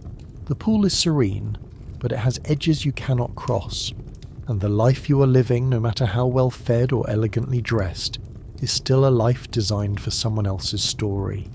You are not the author, you are the illustration in the margin, framed, precious, contained. But you are still here. You are still breathing. You are still thinking. And maybe, just maybe, that is the first step toward a freedom no one can take away. It is not enough to be beautiful. You must be the exact kind of beautiful that whispers divine favour with every blink. You must glow, but never glisten.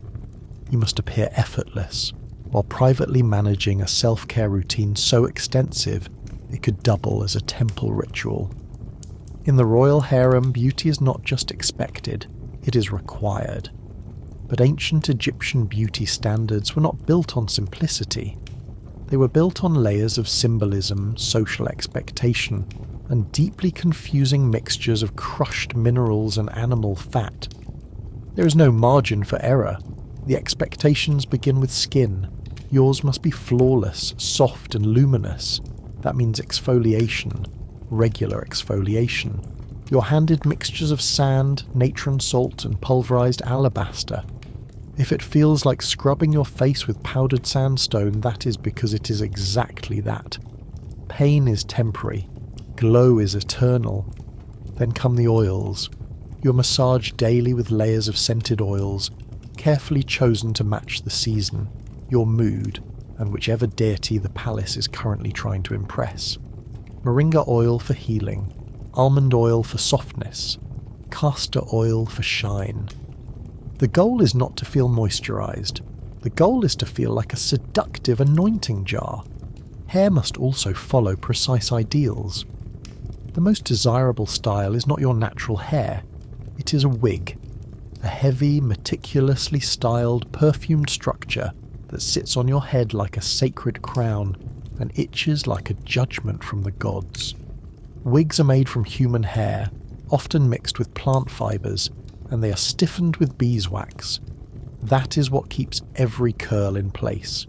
It also keeps your scalp in a constant state of gentle distress. You're told to smile through it. Colour matters. Black is the most desirable, symbolising fertility and youth. Wigs are dyed with indigo, polished with oil, and combed with instruments made of ivory or bronze. A well-maintained wig can last for years. A poorly maintained one can collapse during a ceremony, which has happened to someone you know, and no one has ever forgotten. Your eyebrows are shaped with tiny copper tweezers. Your eyelashes are darkened with soot. Your cheeks are dusted with crushed red ochre. Your lips are painted with a mix of carmine beetle shells and beeswax. That means every smile you offer is laced with insect parts and reverence. Eye makeup is essential. Green malachite on the lids, black coal around the edges. These are not cosmetics. They are protective rituals. The gods themselves are painted with eyeliner in temple murals. The more intense the lines, the more divine you appear. Perfume is not optional. You wear scent as armour.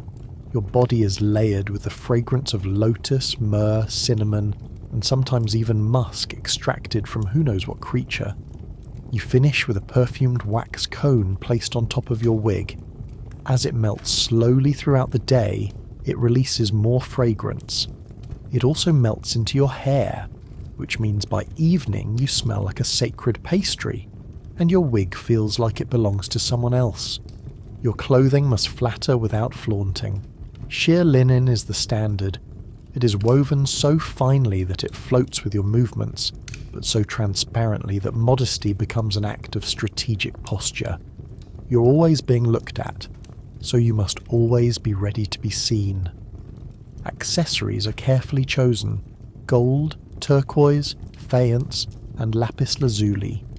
These are not just ornaments. Each one carries meaning. Lapis brings protection. Gold reflects divine energy. Scarab amulets promise rebirth. You do not just match your jewellery to your dress. You match it to your spiritual alignment. But beauty here is not just physical. It is also performative. You must laugh in the correct tone. You must walk like a lotus drifting on water. You must speak softly with elegance, never too fast, and certainly never with too much opinion. Beauty, in the eyes of the court, includes knowing when to smile and when to be silent. You're also judged by scent. That means you must not only wear perfume, you must avoid every possible source of unpleasant odour. This includes your breath, your feet, your chambers, and anything you have touched in the last 24 hours. Scented breath strips made from cinnamon and honey are common. If your feet sweat, there is a powder for that. If your room smells wrong, the priestess of Hathor may have a quiet conversation with your attendants. Sleep becomes part of your beauty regimen, but only the right kind of sleep. Too much makes your eyes puff. Too little makes you irritable, which is not an accepted mood in the harem. You're expected to wake looking rested, even if you are up half the night fending off mosquitoes and existential dread. There are scrolls that detail ideal proportions for the female body. These include long necks, narrow waists, high breasts, and rounded hips. Statues are carved to reflect these ideals. You're reminded constantly that your appearance is not just personal, it is a public offering. And if you do not meet the standard, there are solutions, and they are terrifying. Herbal teas to flatten the belly, ritual baths to lighten the skin, massages that claim to realign your spiritual energy through pressure points that feel suspiciously like bruises. There is even a paste made of donkey milk, honey, and fermented fig that you're told to apply under your arms to achieve a sacred glow. It does not smell sacred, and yet you do it. Because everyone else is doing it. Because the priestesses say it works. Because the older women nod approvingly. Because if you stop, you risk being passed over, ignored, or replaced. Beauty here is not about expression. It is about precision. You're not encouraged to experiment. You're expected to align, to fit the model, to become one with the aesthetic that has been passed down through paintings, poems, and royal decrees for centuries. You're not a person, you're a representation of cosmic harmony. And if that sounds exhausting, it is. But you keep doing it, day after day. Because the rewards are real, the attention, the gifts, the possibility of advancement, and also because stopping would be a kind of rebellion, one that the palace would never acknowledge but would swiftly punish with silence. So you continue, you polish, you pose, you glow. And all the while you wonder if the gods themselves had to exfoliate this much. You're surrounded by women. Women in silk, women in linen, women in scented oils and jewelled collars. They're your companions, your rivals, your occasional allies, and at all times they are your reflection. To an outsider, the royal harem might seem like a sisterhood, a quiet sanctuary where the most beautiful and refined women in the kingdom coexist peacefully under the watchful eye of the palace. But from within, the reality is much more delicate. Every relationship in the harem is a calculation. From the moment you arrive, you're being assessed, not just by the officials or the priests, but by the women who already know how this world works. They see your age, your posture, your jewellery, your skin.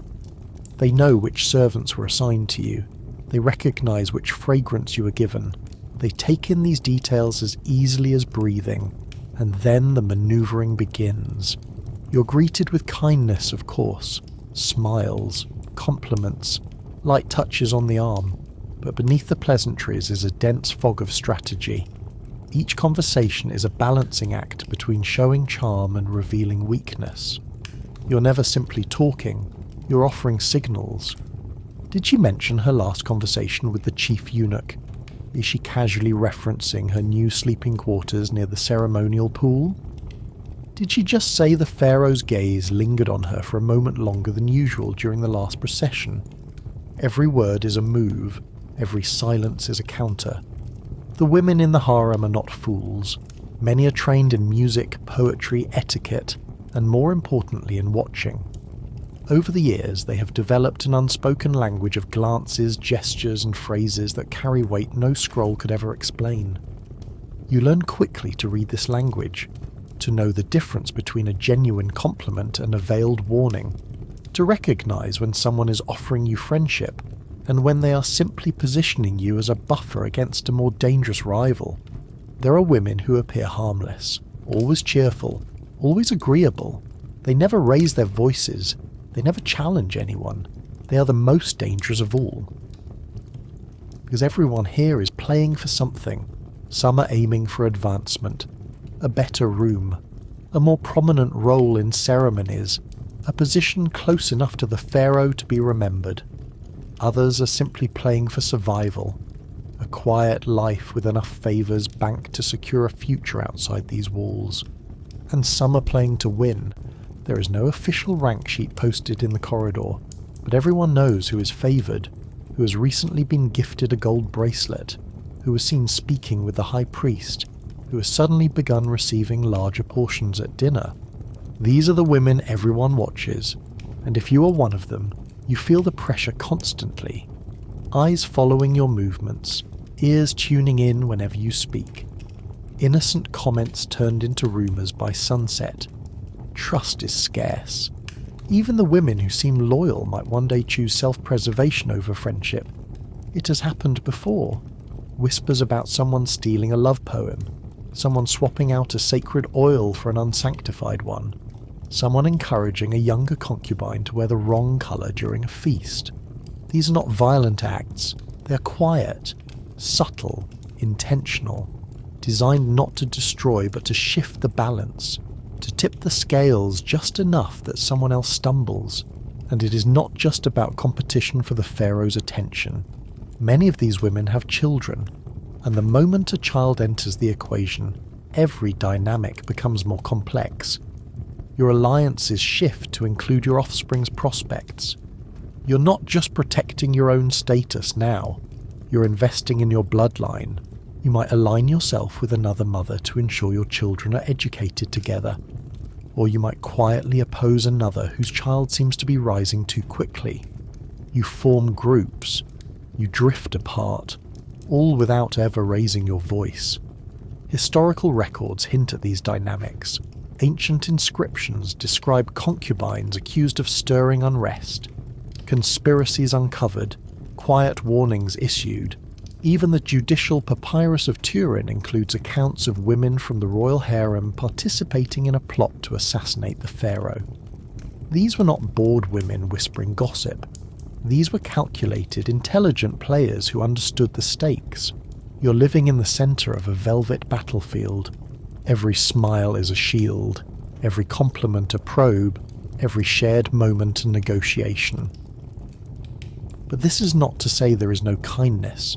There are friendships here, real ones, women who comfort each other after long days, who share perfume when supplies run low, who braid each other's wigs and speak softly by moonlight about what their lives once were before the harem. These moments exist, they are simply rare, and they are always, always vulnerable. You treasure them anyway. Because even in a place built on appearance, ambition and performance, there are still flickers of human connection. Shared laughter during dress fittings, quiet singing while preparing for a ceremony, an older woman helping you adjust your collar before a formal audience, muttering that you have no idea how exhausting this place really is until you hit 30. These are the moments that keep you sane.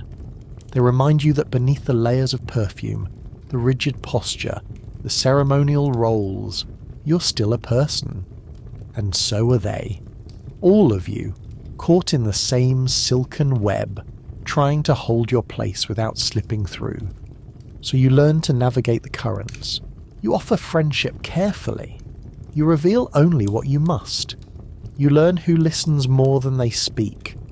You keep your smile soft and your eyes sharper than your jewellery. Because every woman here is both a companion and a contender. And the only way to survive this unspoken war is to play beautifully. No one tells you it is happening. There is no formal notice, no polite letter, no gathering of attendants whispering an official decree. There is simply a shift, a subtle withdrawal, a coldness in the air that smells exactly like nothing at all. The absence of perfume, the absence of attention, the absence of you. It begins quietly. You're no longer summoned as often. Your name is not spoken during preparations for festivals or processions. The eunuchs stop looking directly at you when they deliver messages. The servants clean your chamber more slowly, less carefully. The linen is still fresh, but somehow no longer fragrant. The bread is still soft, but the honey tastes thinner. You're not told you have been replaced, but you are. Always. There is always someone newer, someone younger, someone with smoother skin and brighter eyes and a more radiant silence. You were her once. You watched her arrive, wrapped in wide-eyed wonder and hesitant charm. You saw her practicing posture in the courtyard reflection pool. You heard her harp melodies echo through the halls, and now she's receiving the gifts. The jewellery that once appeared on your cushion now appears on hers. The attendants who once combed your wig now comb hers. The perfume you once wore now lingers behind her steps. This is not an insult. This is the pattern. The pharaoh is not a husband. He is not a partner. He is a force, divine, selective, unpredictable. And the moment your presence no longer sparks interest, it is as if a curtain has been drawn between you and the centre of power. You remain in the harem. You're still technically a royal concubine, but your position has shifted, not removed, not disgraced, but lowered. You've become a part of the palace background, decorative, familiar, no longer fascinating. You begin to feel it in how others treat you. The women you once considered rivals now greet you with soft pity. The ones you mentored offer slightly more eye contact, as if preparing to step past you. The ones still ascending avoid your gaze altogether, as if afraid they might catch whatever you have. You're not sick.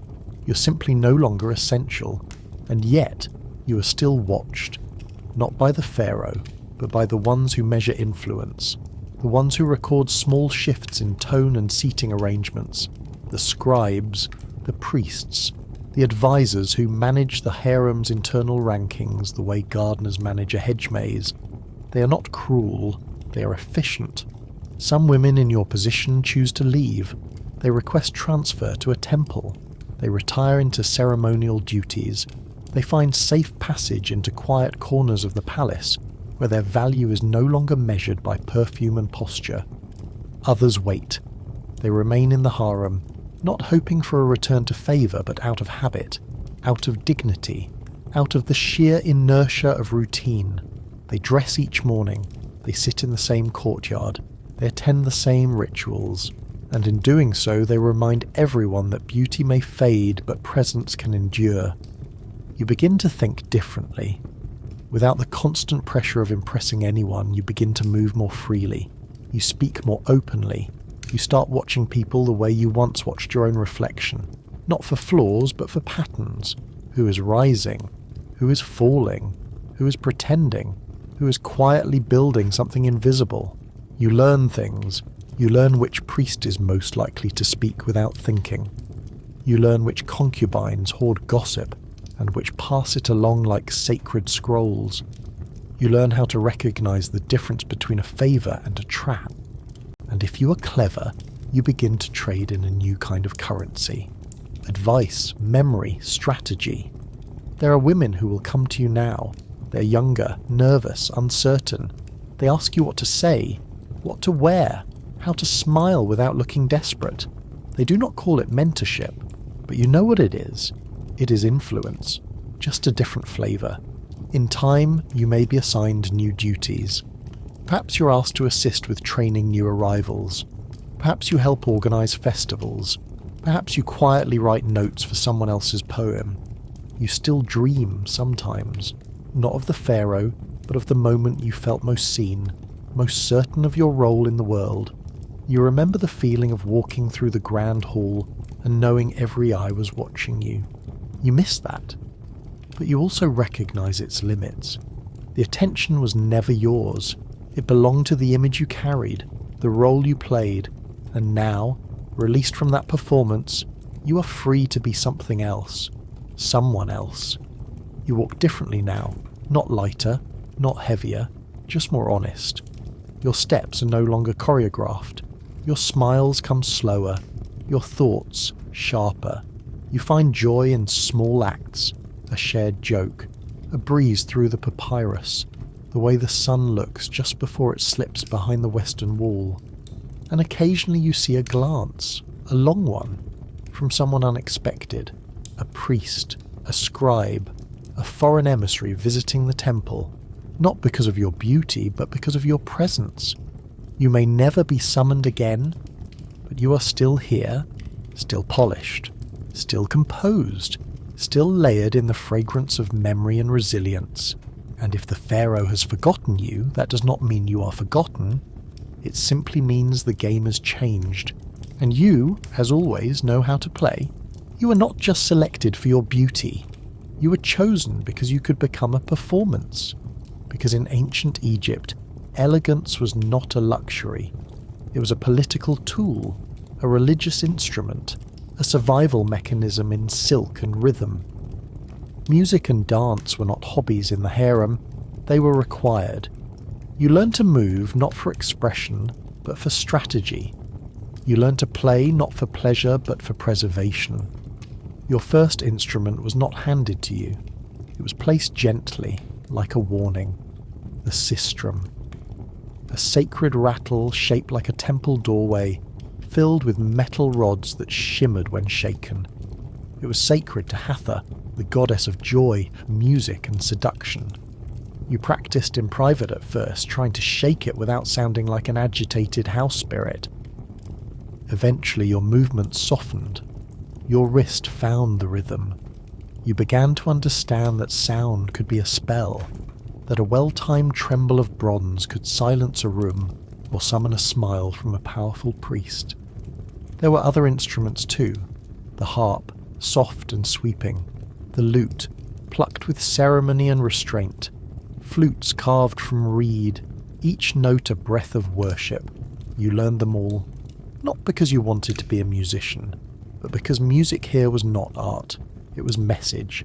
You played during ceremonies, during meals, during the pharaoh's leisure hours. Your posture mattered as much as your sound. Eyes lowered, shoulders relaxed, fingers poised like offerings. Every note was a display. You were not merely entertaining, you were reminding them of your value. Dance came next. Not wild, not spontaneous, not the kind of movement that belongs to celebrations outside the palace. Here, dance was sacred geometry, curved arms, precise steps, movements that mirrored the stars and the rising of the Nile. You were trained to move like water, to sway without effort, to express power through softness. You danced during rituals, you danced during feasts, you danced in the echoing chambers of temples when priests summoned blessings. Sometimes you danced alone, sometimes with others, always with intention. Historical murals show these dances, women with delicate limbs, hair braided, anklets chiming, hands raised toward painted deities. The performances were not passive, they were offerings, living prayers made of flesh and grace. And there was always someone watching. The pharaoh might be in the audience, so might a high priest, a powerful scribe, a rival concubine. Every movement became a negotiation. Too much passion could appear desperate, too little could be mistaken for arrogance. You learned to walk the middle path, to mesmerize without overwhelming, to glow without burning, and when you succeeded, you were rewarded. Sometimes with praise, sometimes with gifts, sometimes with nothing more than a glance held half a second longer than expected. But in the harem, that was everything. The performances were not limited to instruments or choreography. You were also taught to recite poetry, to sing hymns, to tell stories, not just any stories, approved ones, stories that reinforced your role, your alignment with the divine, your grace under scrutiny. You memorized verses about the gods, about the creation of the world, about the beauty of order and the horror of chaos. You learned the stories of Isis and Osiris, of Hathor and Ra, of Ma'at and the scales of justice. And you learned how to speak them with feeling, not too much, just enough to suggest you had wisdom beneath your polished exterior. Voice was performance too. You learned to pitch it carefully, a soft tone that never rose too sharply, a measured rhythm that matched the ambient music of temple life. You practiced until even your laughter sounded rehearsed. All of this mattered, because performance was a form of power, and it was also a form of protection. The concubines who excelled in music and dance were often kept close, not always as favourites, sometimes as fixtures. They became part of the palace's image, symbols of refinement, ambassadors of grace, easier to protect than replace. There were women who could not keep a rhythm, who danced like startled gazelles, who sang off key or spoke too loudly. Some were tolerated, others were quietly reassigned, their talents repurposed, their futures redirected. So you practiced constantly, sometimes alone, late at night, with only the moonlight and the soft creak of the wooden floor for company. Sometimes in groups, beneath the supervision of older concubines who no longer performed but still remembered every mistake ever made. You polished your movements until they became second nature. You smiled in rhythm. You blinked in time with the music. You learned to feel the pulse of a room just by entering it. And through it all, you never forgot what was at stake. This was not a talent show. This was survival wrapped in silk and scented with lotus oil.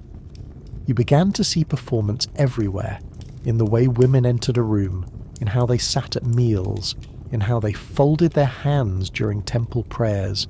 Every gesture was deliberate. Every silence was choreographed. The harem was not a stage. It was a theatre without an audience.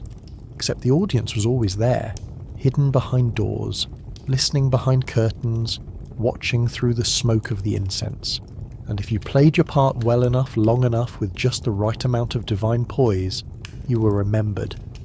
Not as a concubine, but as a presence, a song that lingered, a dance that echoed, a performance too carefully crafted to ever truly disappear.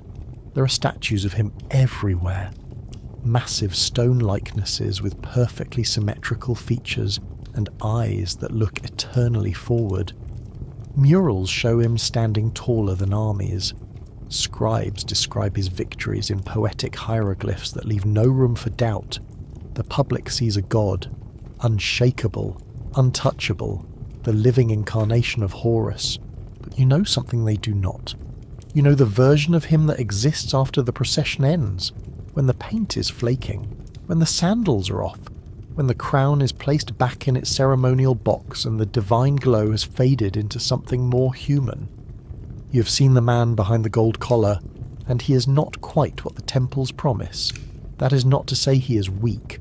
The pharaoh is powerful, but his power is also performance, carefully maintained by a web of rituals, attendants, and priests who treat every moment of his life as a sacred reenactment. Even his laughter must be well timed. The pharaoh, you know, wakes with creaky joints. He does not leap out of bed ready to decree. He groans, he stretches, he frowns when the morning incense is too strong, and on more than one occasion you have seen him sneeze in the middle of a ceremony and then glare at the priest who pretended it was a divine wind. His temper is delicate, not furious, not cruel, but sharp. He has been trained never to show confusion, so when he does not understand something, he simply goes quiet. Then someone else is blamed for the silence. He hates papyrus. He once admitted this to you in a low voice while an official read him a report. He said it rustled too much. You nodded politely, but now you cannot hear a scroll without imagining his eye twitching just slightly. He loves dates. He hides them under his seat during long ceremonies. You have watched him sneak them into his mouth one at a time during the ritual recitations. Once, he dropped one and pretended it was a beetle. No one spoke of it again. These are the things only the concubines know. You know that he sometimes forgets names, not just the names of foreign dignitaries or minor priests, but the names of his own guards. He covers this by calling everyone noble friend. You have watched a procession of at least 6 noble friends walk past him in the span of a single hour. You have heard him hum when he thinks no one is listening, a tune that does not belong to any known hymn, just a soft, half-tuneless melody that drifts out of him when he is bored. He once hummed it while choosing which of 2 gold collars to wear. It took him 15 minutes to decide. He wore neither. There is an entire world of strange rituals around him that the public never sees. Each morning, he's anointed with oils by 3 separate priests who do not speak to each other. One for protection, one for clarity, one for charm. You have seen the look on his face when the oils are cold. That is not the look of a god. That is the look of a man reconsidering his career. He has preferences he will never admit publicly. He prefers his water with mint. He likes his sandals slightly worn in. He hates crocodiles, despite being told they are sacred. He once avoided an entire garden for 3 weeks because a servant told him a crocodile had been seen nearby. It was a lizard. The servant was reassigned. He fears bad dreams. This is perhaps the most human thing about him. He believes deeply in omens. If he dreams of falling, or fire, or a missing cat, he will cancel meetings. The palace astrologers are summoned. The dream is analysed. You have seen him pacing, asking what it could mean, repeating the details like a child hoping for a better answer the 3rd time, and yet he must always appear serene. The sculptors will never carve a furrowed brow. The murals will never show hesitation, but you have seen him hesitate. You have seen him sigh before entering a chamber. You have seen him pause before speaking, waiting for the right words to appear as if by magic. He is not the man the kingdom sees. He is older, more tired, less certain. And somehow knowing this makes your world feel more complicated. Because even though he is powerful, you see the performance in him, just as you see it in yourself. The posture, the smile, the silence when speaking would be dangerous. You're both navigating a palace where being seen is everything, and being known is almost impossible. You sometimes wonder if he sees you the same way, if he ever thinks about the difference between the version of you that dances at festivals and the version who sits in her chamber wondering what it all means. Probably not.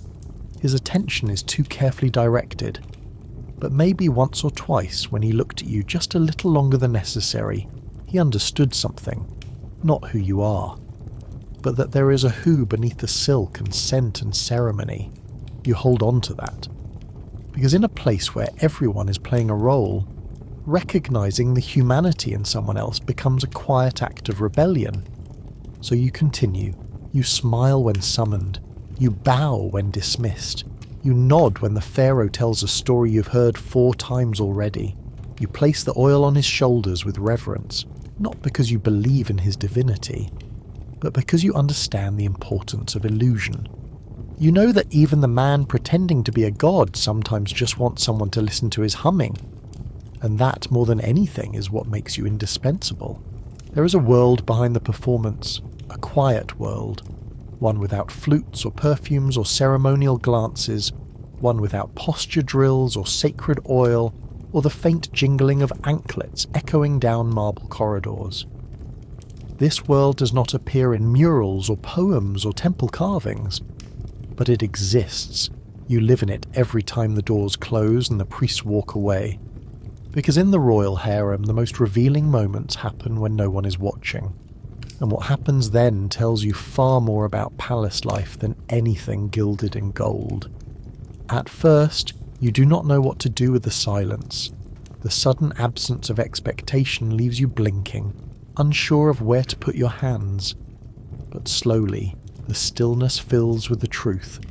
You see who people are when their masks slip. You see how one woman counts her steps obsessively, convinced that even numbers ward off misfortune. How another hides food under her bed, not because she is hungry, but because being prepared gives her control. You see someone practice smiling in a mirror, not for vanity, but because they forgot what their real one looks like. These are not women of legend. These are women living inside a myth, trying not to disappear into it. And so, when no one is watching, you begin to breathe again. The rituals soften, the performances loosen. You stop tensing your shoulders. You sit a little less straight. You let your laughter crack the facade. You whisper jokes with the older concubines who have learned the art of survival through sarcasm and herbal tea. Historical records rarely mention this side of harem life. The letters, the scrolls, the papyrus accounts focus on ceremony, politics, divine rituals. But in between the lines, there is room to imagine the ordinary. The games played in shadowed courtyards, the quiet moments where someone hums a melody with no audience in mind, the stories shared in whispers after nightfall, while feet soak in cool water and wigs hang gently from carved wooden stands. And then there are the crafts. Many concubines are trained in embroidery, beadwork, perfume blending. These are not idle pastimes. They are both therapy and legacy. You learn to sew patterns into linen, to knot charms into hair braids, to grind flower petals into powder that smells like memory. You trade recipes for hair oils. You compare sandal repair strategies. You secretly compete to see whose linen wraps the tightest without leaving marks. It is a strange kind of community, equal parts cooperation and quiet rivalry. When the scribes are not present, when the priests have left the room, that is when the real conversations happen. Women speak honestly, not always about the pharaoh or court politics. Often it is about home, about a mother who made the best lentil stew, about a brother who carved birds from acacia wood, about the riverbank near their village where they once swam with friends before they were summoned here. These stories are spoken softly, not because they are forbidden, but because they are fragile, too loud, and they might shatter. You learn quickly who you can trust. The woman who never interrupts. The one who never repeats a story that is not hers. The one who lets you sit in silence when words feel too heavy. Sometimes there are tears. They come quickly, unexpectedly. During an oil bath, during a game of Senate, during the third verse of a lullaby no one has sung since they arrived. There is no ceremony for these moments. No priest arrives to interpret them, but they are sacred just the same, and sometimes there is mischief. harmless things, swapped perfume bottles, salt instead of sugar in someone's honey cakes, a strategically placed frog that results in an impressive scream. These acts are not punishments, they're reminders that life still exists inside the rules. When the days stretch long and the ceremonies pile up like layers of scented cloth, these small rebellions feel like sanity. There is also a quiet art to doing nothing, not idleness, stillness. Lying in the shade of the acacia trees in the inner courtyard, watching the reflection of birds in the water, braiding and unbraiding your hair just to feel your hands move. These moments are not wasted, they are fuel. Because in a place where every breath is measured, silence becomes your first freedom. And sometimes, when the sun is low and the air is thick with perfume and possibility, you speak truths no one else dares to say. You say the pharaoh looked tired. You say the ritual dress is too tight. You say that being beautiful all the time is exhausting. And the women around you nod because they have all thought it, but few ever say it aloud. These moments are not recorded in temple scrolls. They are not painted into tomb walls, but they matter. They are the glue between ceremonies, the thread that binds those who live within the palace but are never truly part of it. It is in these unobserved hours that you begin to understand your real power. Not the kind given by jewellery or proximity to a god king, but the kind earned in silence, in resilience, in the ability to keep showing up, polished and composed, even when your spirit is worn thinner than your linen veil. You begin to see the harem not just as a prison or a privilege, but as a performance space with no curtain. Every gesture rehearsed, every word measured, every emotion folded into neat layers beneath your collarbone. But not here. Not when no one is watching. Here, you're allowed to be whole. And maybe that is why these hidden moments matter more than the public ones. Because here, behind the walls and under the stars, you're not a symbol. You're simply yourself. And for a few stolen minutes, that is enough. You wake one morning and something feels off. Not dramatic, not dangerous, just wrong in the way only your own body knows how to whisper. Maybe it is a heaviness behind your eyes, a cramp that will not unwind, a heat that clings to your skin like invisible wool. You rise slowly, eyes squinting against the light pouring through the linen curtain. And you know, today you are unwell. In the harem, there is no such thing as being casually sick. Any physical shift must be acknowledged, catalogued, interpreted, because in this world, your body is not entirely yours. It is part of a larger machine, a symbol of divine favour, a reflection of palace order, and a sick concubine is more than a medical event. It is a possible omen. So you inform an attendant. She does not gasp or fuss. She simply nods and sets the process in motion. Within an hour, the palace physician arrives. He's accompanied by 2 silent scribes and a tray filled with scrolls, tools and ingredients that look more like curses than cures. The physician does not ask how you feel. He asks what you ate, what you dreamed, whether you saw a cat cross your doorway before sunrise. He checks your pulse using 3 fingers. He presses beneath your jaw. He inspects your tongue like it is a scroll written in secrets. Then he opens his satchel. Out come the tools. A bronze scalpel, a measuring rod, a vial of myrrh suspended in thick oil. He does not use all of them. He places them nearby so you remember who is in charge of your recovery. He consults a papyrus covered in ink drawings. You recognize some of them. A diagram of a body, annotated in sacred script. A chart listing symptoms and corresponding gods. You wonder briefly how many illnesses can be blamed on failing to burn the correct incense. Your treatment begins with smell. You're handed a mixture of heated oils to inhale. The scent is pungent, like if thyme and garlic had an argument in a clay oven. You try not to cough. He explains that the mixture will rebalance your internal winds. You are not aware that your winds were imbalanced. You nod anyway. Then come the poultices. Clay mixed with crushed dates and mint is applied to your chest. It dries slowly, forming a crust that cracks when you move. Another paste, this one made with honey and possibly powdered locust, is rubbed onto your feet. You're told this draws out heat, or evil, possibly both. You're instructed not to eat lentils, or figs, or bread made from yesterday's flour. You're allowed pomegranate juice and barley water. A servant brings both. You sip. It tastes like regret and warm rain. And then, of course, comes the ritual. Because medicine in ancient Egypt is not just physical, it is spiritual. The physician murmurs a protective incantation while tying a reed cord around your wrist. A scribe writes your name on a shard of pottery, then places it under your mat. You're told to sleep with your feet facing the door so the illness can find its way out. The priestess of Hathor arrives near sunset. She does not speak to you. She speaks to your illness. She threatens it. She offers it peace if it leaves willingly. She chants over a bundle of herbs that smells like scorched paper. When she finishes, she marks your forehead with a thumbprint dipped in wine. You're not sure if you feel better, but you do feel involved. Ancient Egyptian medicine was a blend of science, religion, and educated guesswork.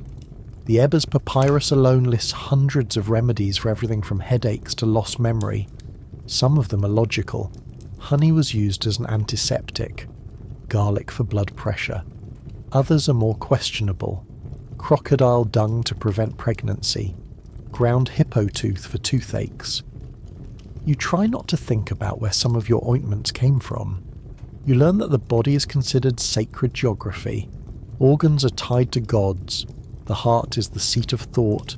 The liver is a vessel of balance. Your breath is linked to divine wind. Your pain is not random. It is a message. You just need the right person to read it. Sometimes you do get better. Sometimes the fever breaks and you wake with clarity. Sometimes the poultice works and the swelling fades. Sometimes you just needed rest. Sometimes the prayer actually helps. Not because the words have magic, but because someone sat beside you while they were spoken. Other times the illness lingers. You're not removed from the harem unless you become a risk.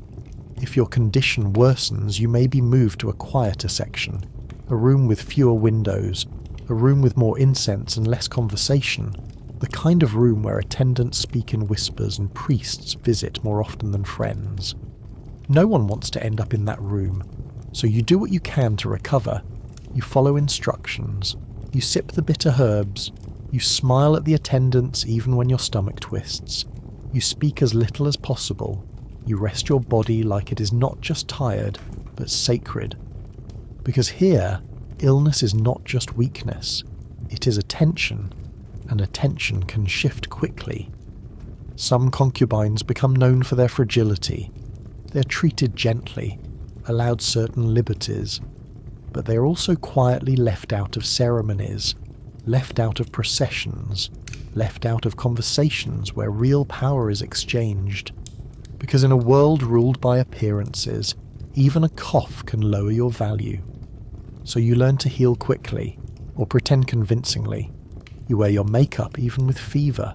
You sit upright even when your limbs ache. You attend the rituals even if you feel the floor spin beneath your sandals. Because being present is part of being remembered. And you must always be remembered. The palace forgets quickly. There are always new faces, always new performances, always someone healthier, louder, more radiant. And if your illness lingers too long, you risk becoming a cautionary tale instead of a name worth remembering. So you thank the physician, you wear the amulet, you sip the tea, you swallow the paste, you recite the hymns, you rest with your feet toward the door, and you pray that whatever is inside you leaves quietly. Because in this place, being well is more than a blessing. It is the only way to remain visible. You hear it before you see it. A whisper carried on sandal-soft footsteps. A murmur that slinks around columns and filters through layers of linen curtains. It travels faster than sound should, faster than footsteps, faster than thought. Gossip in the harem moves like incense, invisible, heady, and always just behind you. The royal harem is a place of ceremony and silence, but beneath the stillness it is also a hive, and the buzzing never stops. Gossip is not simply entertainment, it is infrastructure. It is how you know who received a gift from the pharaoh last night, who was seen speaking to the priestess of Isis longer than protocol allows, who got more wine at the last feast, who tripped during rehearsal, who winced when their name was spoken. It is not always cruel. Sometimes it is just observation wrapped in speculation. But make no mistake, it is always a test of loyalty, a test of perception, and a test of whether you are listening when no one thinks you are. You learn quickly that silence is rarely empty. When women speak around you in half-formed thoughts, they are watching how you respond. When a comment is dropped like a stone into the still pool of conversation, the ripples are not accidental. They are measured, intentional, watching who flinches, who deflects, who smiles too quickly. You become an expert in half-truths. Someone mentions that a new concubine arrived with jewellery too fine for her station. It is not just a comment, it is bait. Another says the head servant is spending too much time near the ritual basin. Again, not curiosity. It is signal testing. Everyone wants to see who knows what, and more importantly, who says what. Even the eunuchs listen, especially the eunuchs. Their silence is never empty. They are the messengers, the watchers, the ones who carry stories from one chamber to another, not because they are malicious, because it is their job to observe, and sometimes survival in the palace means giving the right information to the right listener. You cannot trust anyone completely, not because everyone is out to get you, but because everyone is out to stay in favour, in position, in the running for attention, protection, or advancement. And in the harem, the difference between advancement and exile can be a single whispered sentence taken the wrong way. Historical documents do not describe this in detail. The papyrus scrolls record ceremonies, not side glances. The murals show divine order, not social manoeuvring. But if you read between the lines, you can feel the tension. The judicial papyrus of Turin documents a harem conspiracy so layered in rumour and coded messages that even modern historians struggle to unravel it fully. It was not swords that nearly brought down the palace, it was whispers. So you adapt. You start every day with a careful calibration. Who is in a good mood? Who looks too polished? Who's been too quiet? You listen more than you speak. You speak only in questions. And when you answer, you leave just enough room for interpretation. You never repeat what you hear, unless you are certain the person you're speaking to already knows it, or unless you want them to think you are loyal, or unless the information serves a larger purpose.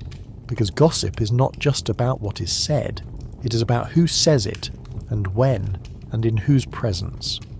Some concubines weaponize it. They plant false stories. They mention a name in connection with a minor mistake. They allow doubt to fester like a well-tended mould. They do it all with a smile, with a compliment, with a shared cup of date wine and a soft sigh. You admire their technique, even as you watch your back. Secrets here are currency. Some are trivial. Who stole extra fig cakes? Who cried after a ceremony? Who wears padded sandals to look taller? But others are heavier. Who is pregnant? Who is favoured? Who sent a message they should not have sent? The weight of a secret depends entirely on who holds it and what they plan to do with it. You begin to keep secrets of your own. You guard them like amulets, not just to protect yourself, but because power lies in silence just as much as in words. You find that sometimes the strongest move is simply knowing something and saying nothing. And yet, even in the midst of all this, friendships can form. Real ones. They are not loud, they are not obvious, but they exist. Two women who share a knowing look when a third repeats a story for the 5th time. A moment of honesty in a quiet corridor. A hand squeezed under a table when bad news passes like a shadow across the room. These are rare moments, precious, because they remind you that even in a palace built on appearances, not everyone is pretending all the time. But the trust is always conditional, always cautious, because too many women have trusted too quickly and found themselves accused of disloyalty, or carelessness, or worse, ambition. There are stories. Women who spoke too freely, who laughed at the wrong joke, who mentioned a name they should not have. Their rooms were emptied, their sandals removed, their absence explained with vague phrases like reassigned or required elsewhere. No one asks, because everyone already knows, so you keep your voice soft, your ears open, your eyes watching. You build your own network, not of spies, but of sensors, people who notice, people who report without being asked, people who owe you a favour, people who know better than to speak your name unless it benefits both of you. And you survive, not because you're the most beautiful or the most favoured, but because you know what not to say, when not to say it, and how to say everything else so that it never quite sticks. Because in the harem, gossip is not noise, it is power, and secrets are not burdens. They are tools, and you now are very good at using them. It starts small. A few poppy seeds tucked beneath your pillow. A whisper into the left side of a reed curtain before stepping through it. A clay amulet tied to your ankle, worn under the linen where no one can see. You do not think of it as magic at first. You call it habit, or comfort, or tradition. But here in the harem, where danger wears perfume and power hides behind pleasantries, even the rational begin to hedge their bets with the supernatural. Magic is not a fringe belief in ancient Egypt. It is the glue that holds daily life together. The Egyptians have a word for it, Heka. Not just magic in the sense of spells and sorcery, but a divine force that flows through everything. It is older than the gods. It is a tool, a weapon, a shield, and for you, it becomes essential. The palace is layered in protective enchantments. Each threshold has been blessed. Each corner has been dusted with ground natron and recited over by a priest.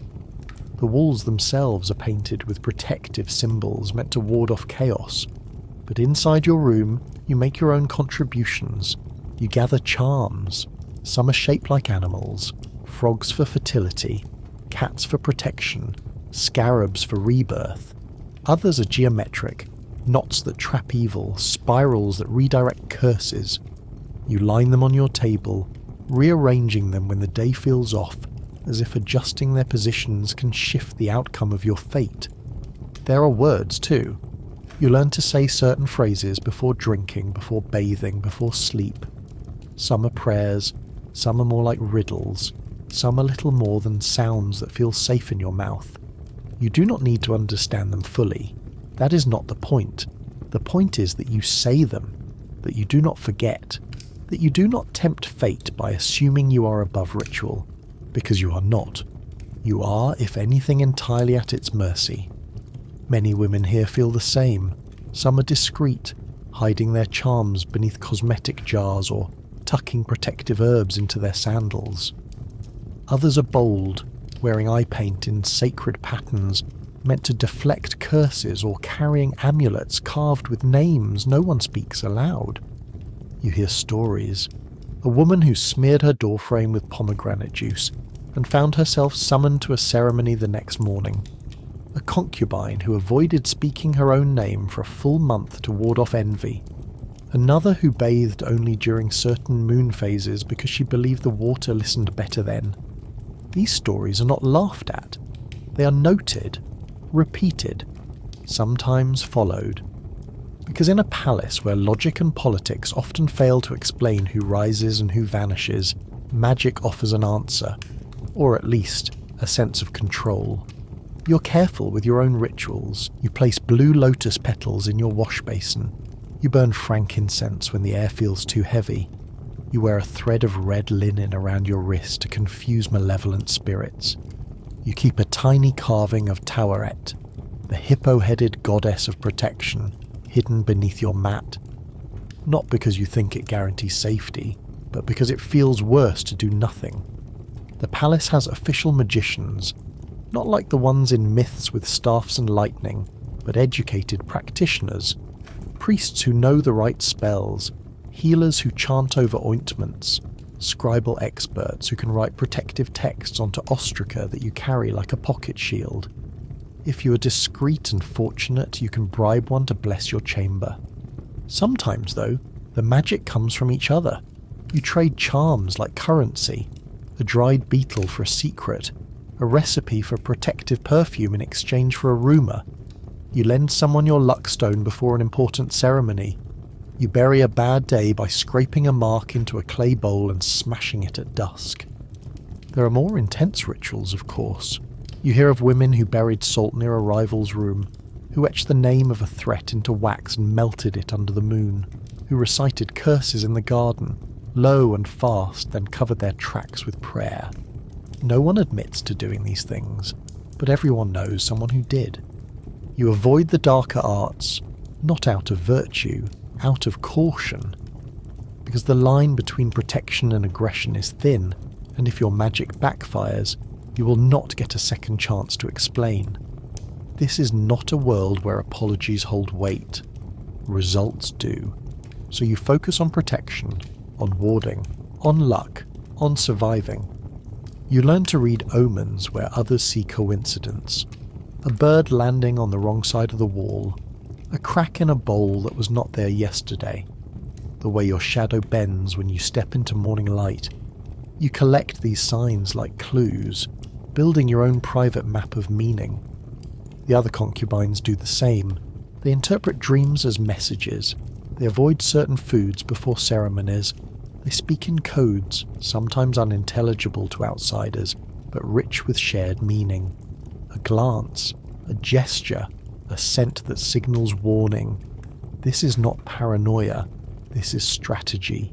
Magic becomes your second language. You speak it with your choices, with your routines, with your silences. You learn to never mock someone else's ritual, no matter how absurd it seems. Because in this place, absurdity often succeeds where reason fails. There are times when the magic works. You feel it. A day that flows just right. A glance that lands safely. A ceremony that feels lighter than expected. You credit your amulets, your words, your silent preparations. You do not question it. And when something bad happens, you do not ask why. You ask what you forgot, what charm you left untied, what incantation you skipped because you were tired or distracted. The palace is not forgiving of forgetfulness, so you become diligent. You whisper the names, you touch the stones, you scatter the herbs, you write symbols in steam on your polished mirror and watch them vanish before anyone else sees. Because here, survival is not only about beauty or favour or performance, it is about control. And when the world feels beyond your control, magic gives you something to hold on to. Even if it is just a string, even if it is just a word, even if it is just belief, clutched in both hands while the rest of the palace holds its breath. It does not happen all at once. There is no announcement, no ceremony, no final procession through the scented halls. One day your name is spoken less often. The gifts arrive less frequently. Your attendance at rituals becomes optional rather than required. And then, imperceptibly, you begin to fade. Not in the mirror.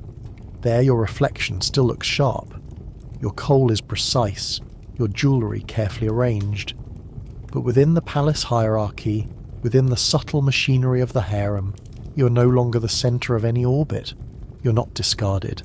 That would be too crass.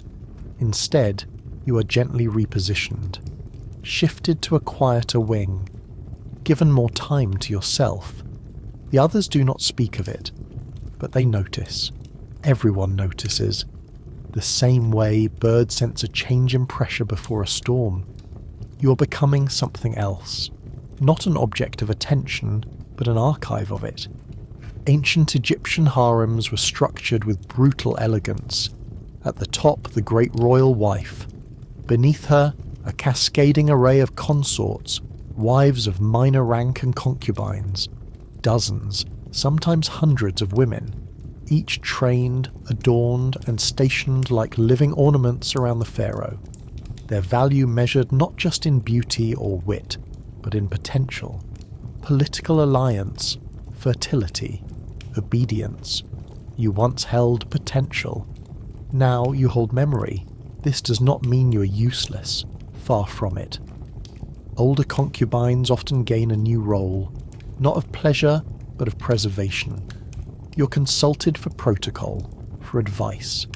You help train the younger ones, correcting the angle of their bows, the rhythm of their ceremonial chants. You become a quiet authority, an invisible anchor.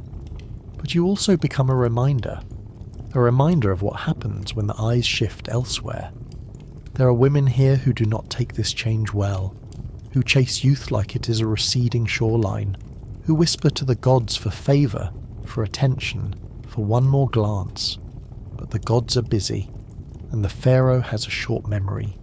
You choose a different path, you adapt, you lean into invisibility.